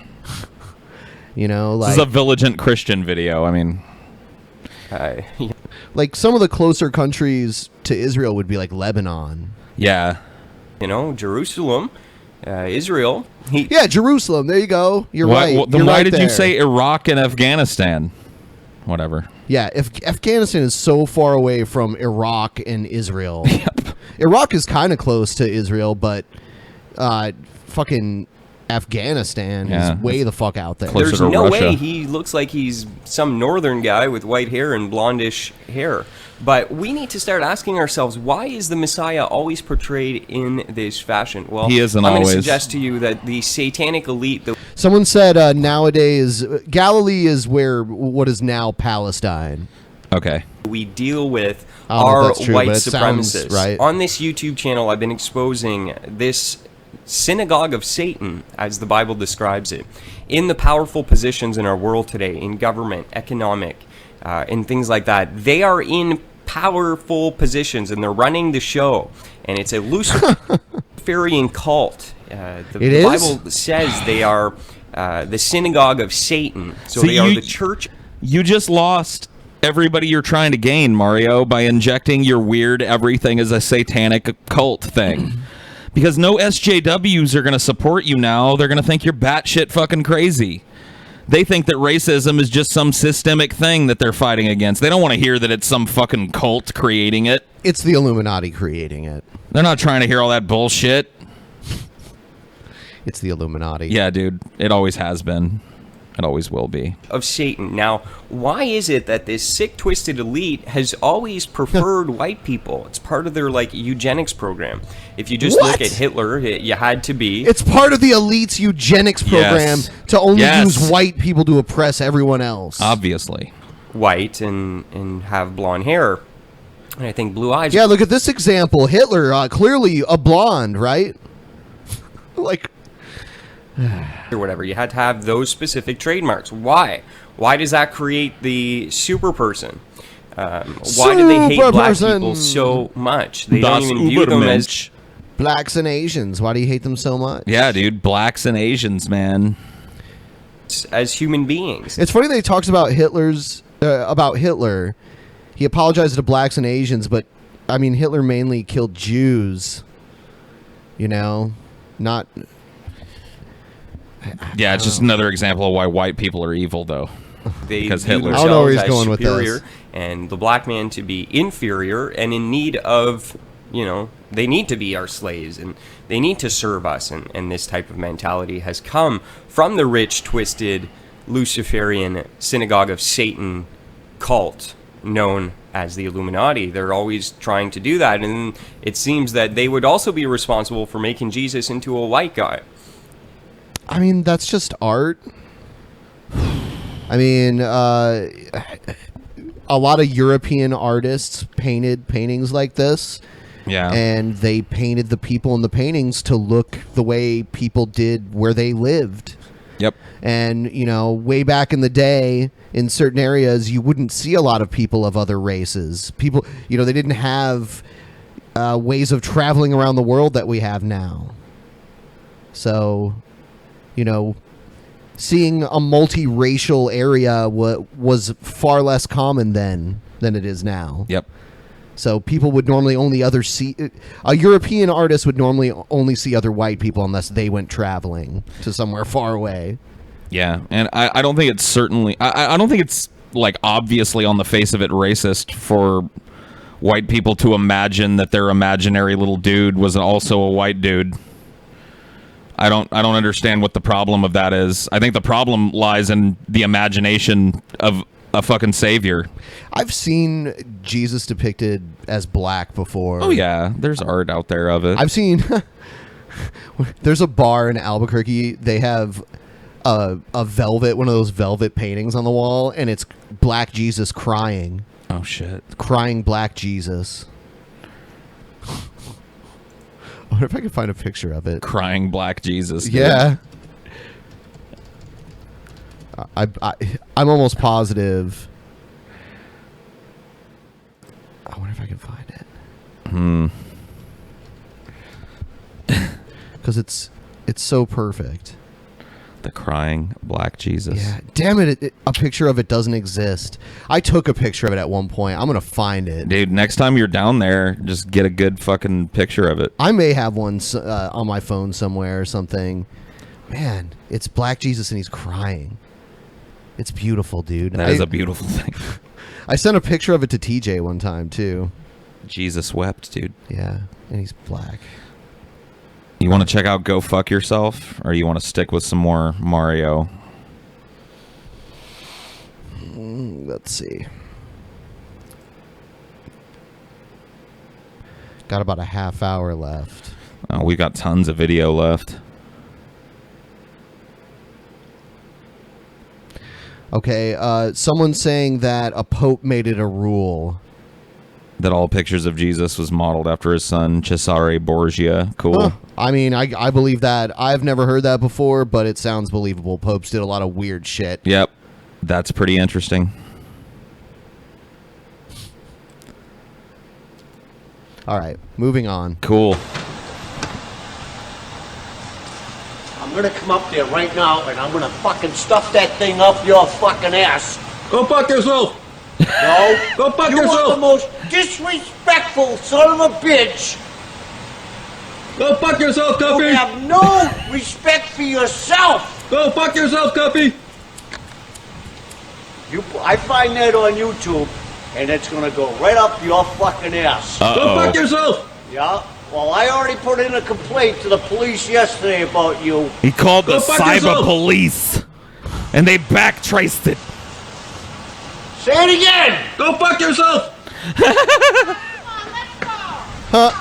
Go fuck yourself. Don't say it to my face, you fucking idiot. Go fuck yourself. Do it again. Come on out. Go fuck yourself. This dude is a master Next time troll. I see you face to face, you're the one that's gonna go fuck yourself. Go fuck yourself. Go fuck yourself. Get me. Go fuck yourself.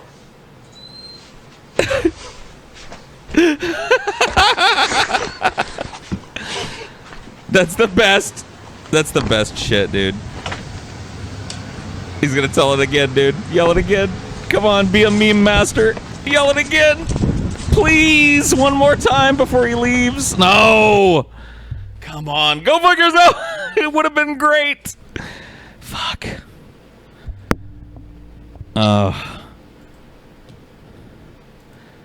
Toss him the salad with jelly. First of all, right, if he's a newcomer, right, I want him to suck my ass with jelly. Oh my God, Paul. What? You pick a lot of weird sexual prison videos. I did. Paul. Look, people sent this shit to us. Okay. And we had a good time with that Booty Warrior video. I thought that you might want to know what else is going on in the jailhouse, Ben. I'm sorry. In a totally hetero, no homo way. Okay. But this dude likes to have his booty licked with jelly. What they call toss the salad. Yes. That's the slang word, toss the salad. It means sucking my ass, right? With jelly or without jelly. Some people use syrup. I prefer a guy to use jelly, right? I will reach my climate, right? I will automatically get hard, right? Dude, he'll reach his climate. Come automatically if he's sucking my ass for about 10 minutes or longer, right? It's a sensation feeling, and it makes you feel real good. Most all gays do that. You know what I'm saying? Like guys to suck their ass. It's just like a pussy. Right, but the only difference is it's not a pussy, right? It's clean. The person is decent, and the person know that that's an asshole. But in mind, he's looking at it as a pussy because. Why? I just look, dude. Why? Prison is a fucking crazy place. Why? Look, the people needed to know that in prison somewhere, probably right now, there are multiple dudes licking ass, licking jelly ass, and syrup ass. But they think it's a pussy. They're pretending. They're treating it like a pussy, though. You see what I'm saying? The mental, Paul. The mental flip. Paul, please. I'm just telling you, Ben. No more. The people need to know this type of shit. Tourette's. This is a Tourette's video. Yes. I'm trying my best to hold it in. Shagging! Fuck off! I want to hang out with this dude. Guy. Is awesome. Sorry. Work is a 10-minute walk away from his home. Hey! Hey! Fuck off! Fuck off! Shag it! Fuck! Tits! When we're together, we feel some kind of harmony, you know, there's a connection somewhere. Filthy fags! John's Tourette He called the dog a filthy fag, dude. weekend gets underway with a relaxation session. Picture in your mind a beautiful green field. I'm up to my knees in fucking cow part. I love this guy. He's amazing. Everybody else in there is amazing, too. I love this clip, dude. It's just so cruel. I mean, like, look, dude. I'm sure it's not funny to have this shit. But fuck me.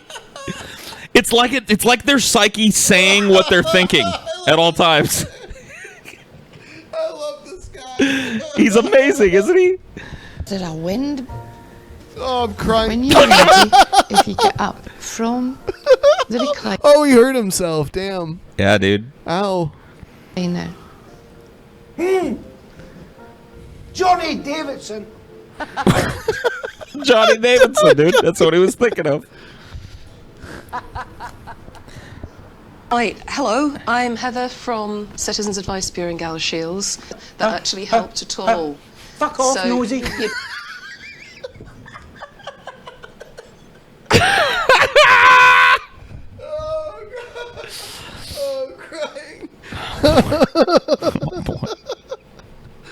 Why is it always swear words? It's always the filthiest shit. I don't know. Absolutely. And we sound as advisors like we're asking really nosy questions. Chopper dyed his pubes I'm ginger. just going through the list. Shepherd dyed his pubes ginger. He just had to say it, dude. He couldn't stop. Don't shoot the messenger. He dyes his pubes ginger. He dyes The his next one is pubes propriety ginger. of behaviour with other people. This person would be expected to tolerate the behaviour. Fuck off! That guy's great. I told you, everybody in the meeting is amazing. Right. That's not a very good wording for it. But there is somebody who's actually Your sat dogs down get tats. in the law and thought it through at last. Keep them And off I'll leave shoot. that with you so that you can have a look at it. You're very helpful. Then there's more on. You're very Did you healthy. mean it or not? That's the dealing with it. So I'll leave. That's how the points work now, and they are better than the old points. Everyone on incapacity benefit is going to be moved on. Did he get her to say piss? Piss a capacity. Piss one. It's rubbing off. It's contagious. Oh, fuck shite. You've got Tourette's by proxy now. Huh? I think he meant that. 15 points for speech can't be understood by strangers. Gobbled like a turkey adder. Absolutely. You get 9 points for strangers have great difficulty understanding speech. Pakistanis and Iraqis. You get fucking Pakis, mate. Oh shit. I get stabby with knives. Yeah. In the kitchen. Somebody's walking past. it's a really difficult call though, but it's arguable that benefits-wise, you should be getting the maximum benefits because Ow! Whoa. Wow, man, fuck, that sucks, dude. at any given moment you might need a minder. But you might not Arthur Daly. quite right. But It's a Jap's eye. The Japs hang. Where's some of the ticks come from? Like, If he could meet somebody who could look beyond the Tourette's symptoms, that he would be able to find somebody that he could kind of get on with and settle down with. Another gay man. Another gay man. there are also some positives that we can have a laugh about, especially when we're having pub quizzes and stuff at the centre. Something like playing charades. I'm never ever the person that stands up and has to act out what film it is or whatever, because I can't keep it to myself. You know, that is pretty funny. It's good that he has a sense of humor about it and realizes that even though he probably suffers greatly because of it, it is pretty funny in certain contexts. Jaws! And I'll go, right, that's my turn over.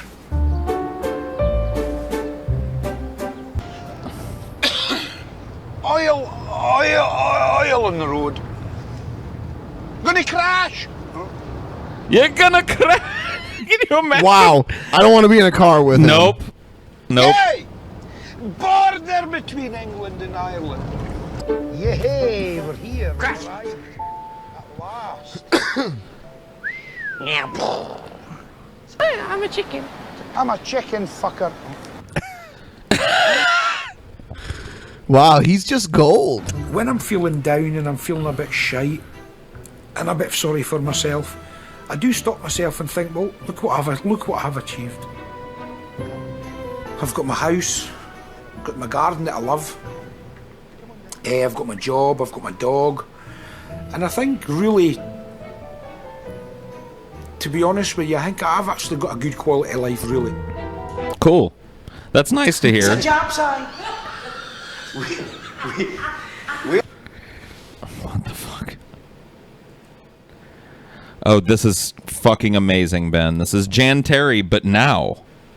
You remember I Don't Want to Lose You Tonight from the last episode? The music video? Oh, God, no. This is her now. Like recent. Jan Terry. Bump it, dude.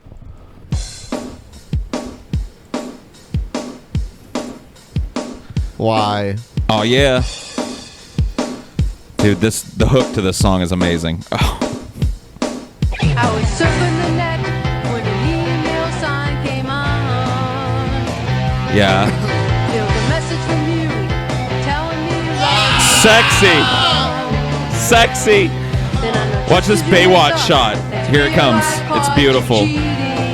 Oh, she caught him cheating. Look at this. Beautiful.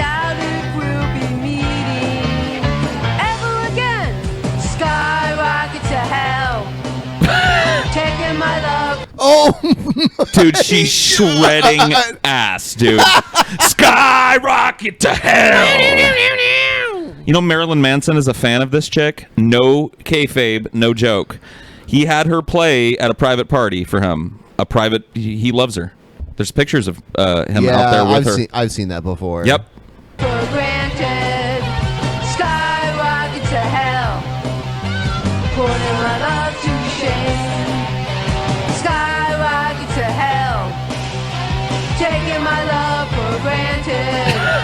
Skyrocket to hell, putting my love. She needs to find a shorter cameraman because she appears to be very short. Yeah, like why isn't she in just the same shot with the guitar doing this? She was standing up on the edge of the fountain there. Yeah, get up there. Wailing on her axe. Did you see that? Yeah, dude, she was fucking melting faces with that shit. Steve Vai, step aside. Jan Terry has arrived. Roses in a box. Dancing all night. You said I was a little fox. All of a sudden, you left me to talk to someone new. Her cameraman is the worst cameraman in the world. What is this shot? Jan Terry's lower abdomen sans head. That's when I knew you were playing me for a fool. Skywalk. Well, she still has the energy, you know? She's still got the pep in her step. You can't Taking my love for granted. can't deny that. Skyrocket to hell.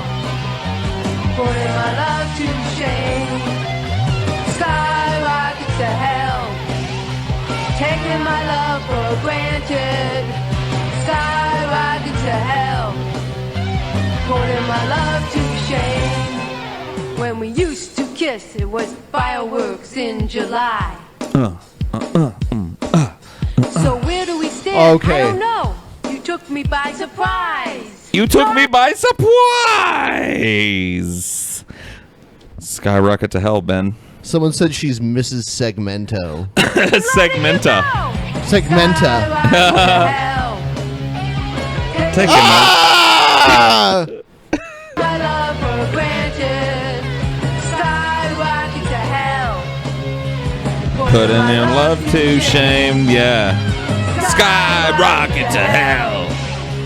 Taking my love for granted. Dude, I could hear the Eagles of death metal covering this, dude. Skyrocket to hell. Get on that, Eagles in the of last death metal. video, she was in Chicago, but here there's like palm trees and shit, so I don't know where she is.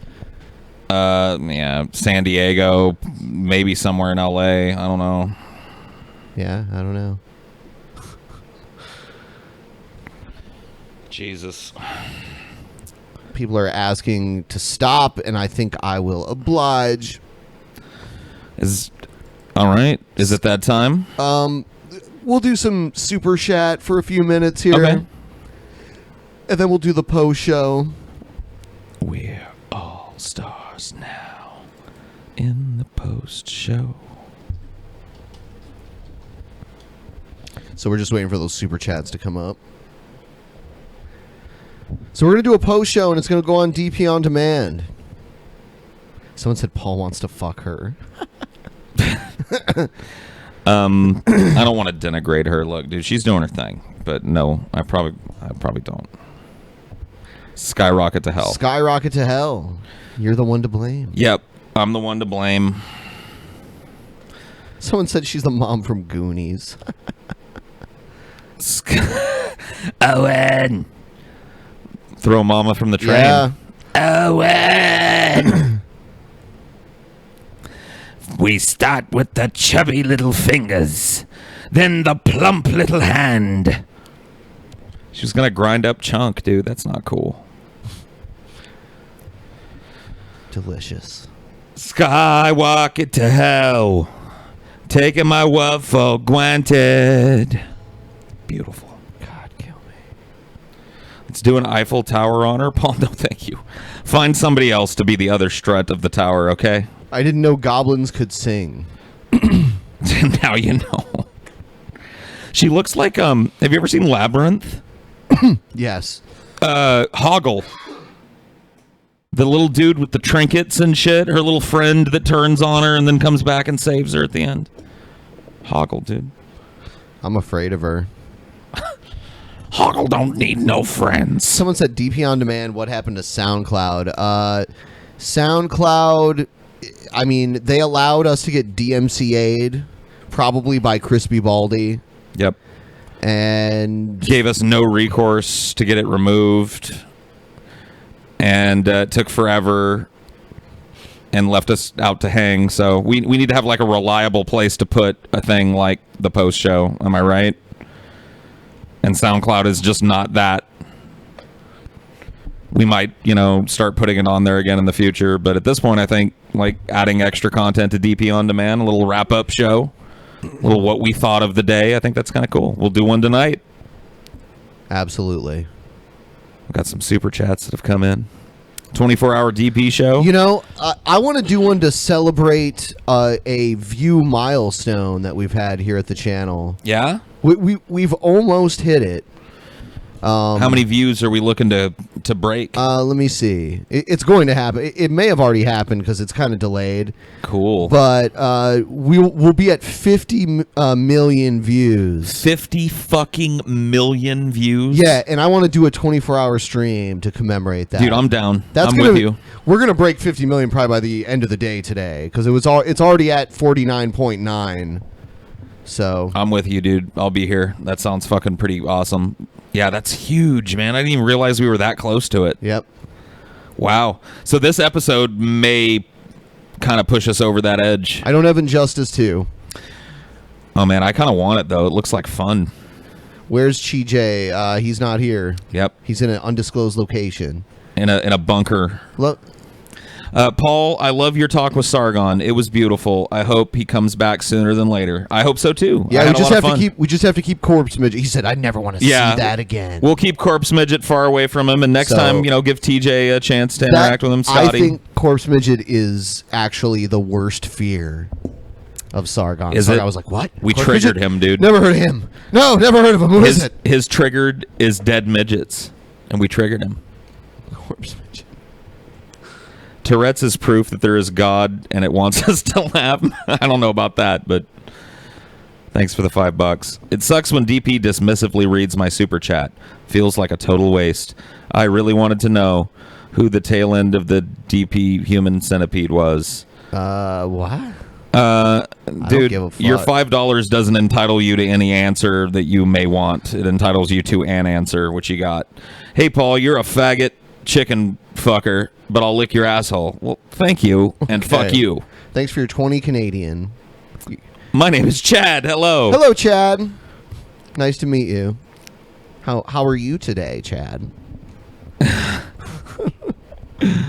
We wrote a song way back in the day, like in 8th or 9th grade, about a dude named Chad. We actually had this thing that went around where like we would replace the name Chad with like shit. Or your asshole. So you'd say, like, I gotta go wipe my Chad, or I just took a fat Chad. Happy birthday, Kira. Yeah, Kira, happy birthday. Welcome to adulthood and the crushing realization that you're now responsible. Bitch looks like a mutant. What? I don't know what you're trying to say. A mutant Ben. A mutant Ben? Why is it starred? I don't know. Don't worry about it. Super Chat won't allow the topmost host name and whatever. Fuck off.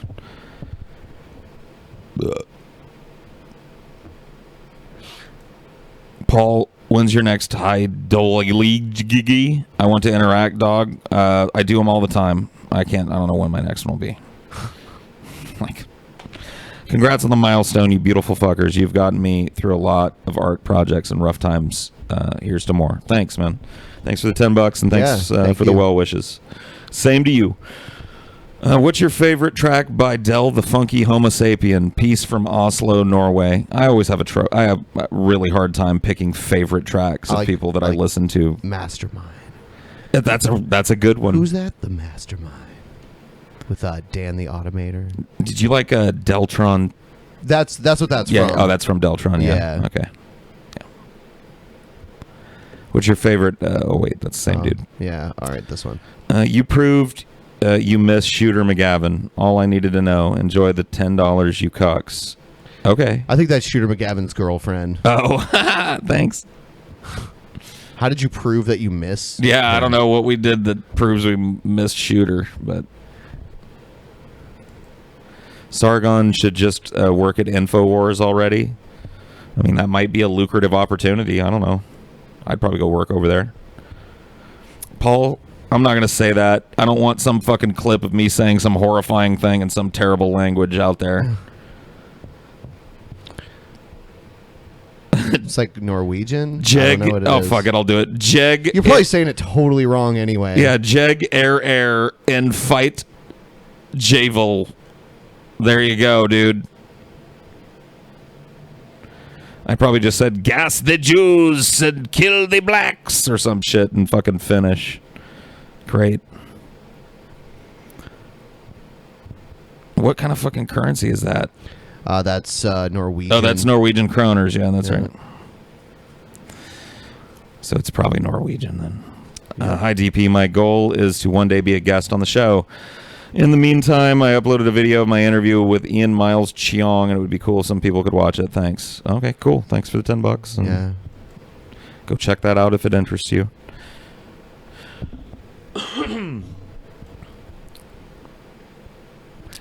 Discord. Got a few minutes left, so Paul is so fat that if he falls from too high a height, it would cause a mass extinction event. I don't think that's true, sir. I think I send would up a cloud of burn. dust and debris into our atmosphere and I block think I out would the sun. turn into a greasy blob in the atmosphere and land harmlessly wherever. If I landed at What? all, I'd probably just burn up in the atmosphere, dude. There's no way. There's no fucking way, dude. G-Man. I just see him on your Skype there. Yeah. G-Man. Been communicating with good old G-Man lately. Yeah, you were telling me that earlier. Yeah, good old G-Man. So he might be might bring him on again sometime. he might pop soon. on. Yeah. Let us know what the fuck he's been up Haven't to. seen G-Man in a while on the show. Oh, At we least co- we covered over him a up- year, I'd say. No, I mean him Oh, yeah. actually on the show. Yeah, that's true. Why have we been starving the G-Man? You know, he used to be on the show all the fucking time, so it was good to give him a break. Maybe he decided he didn't want to be. I don't think so. I I think don't like these drunken piss ants anyway.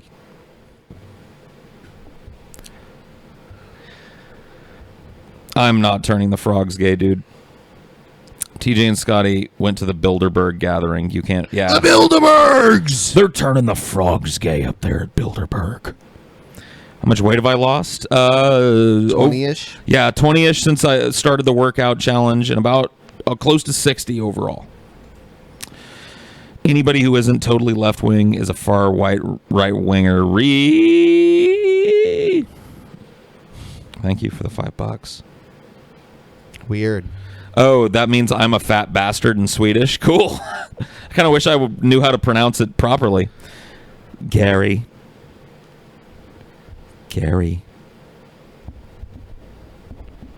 Somebody there asking for Gary.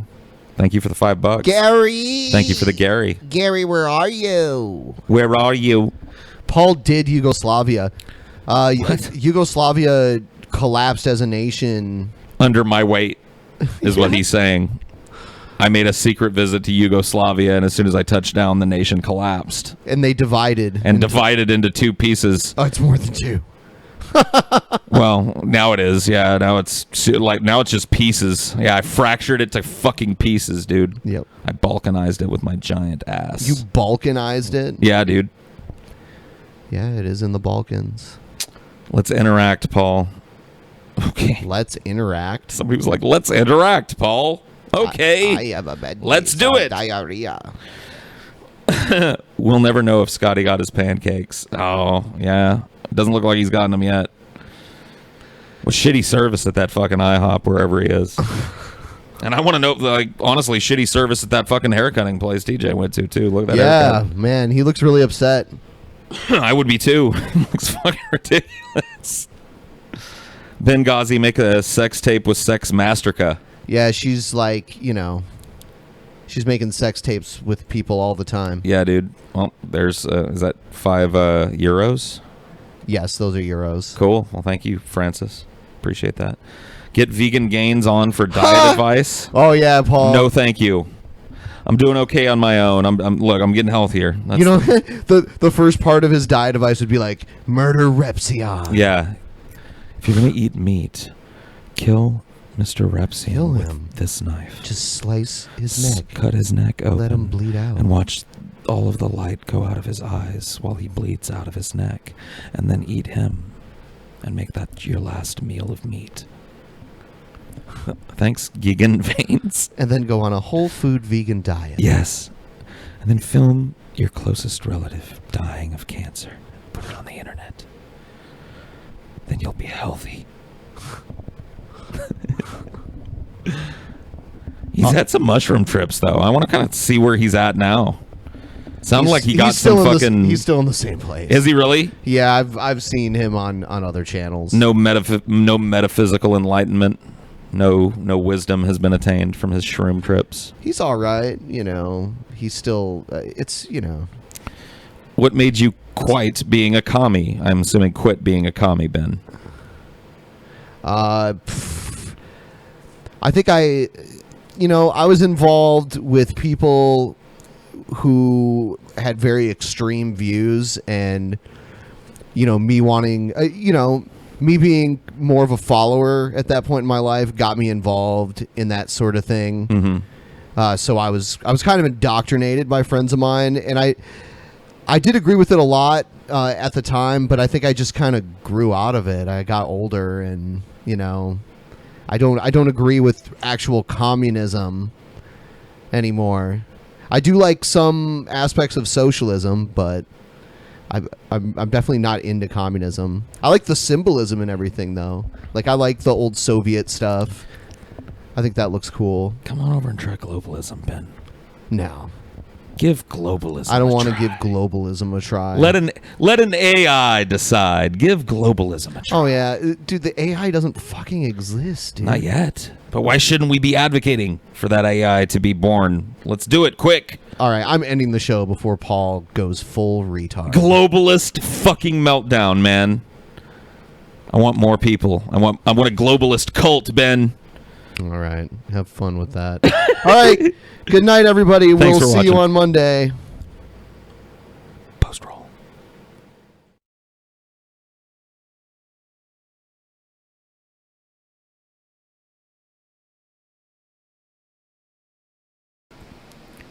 For a great shave at a great price, join Dollar Shave Club. New members get their first month of the Executive Razor and a tube of Dr. Carver's shave butter for only $5 with free shipping. After that, razors are just a few bucks a month. That's a $15 value for only $5. Get yours at dollarshaveclub.com/peasants. That's dollarshaveclub.com/peasants.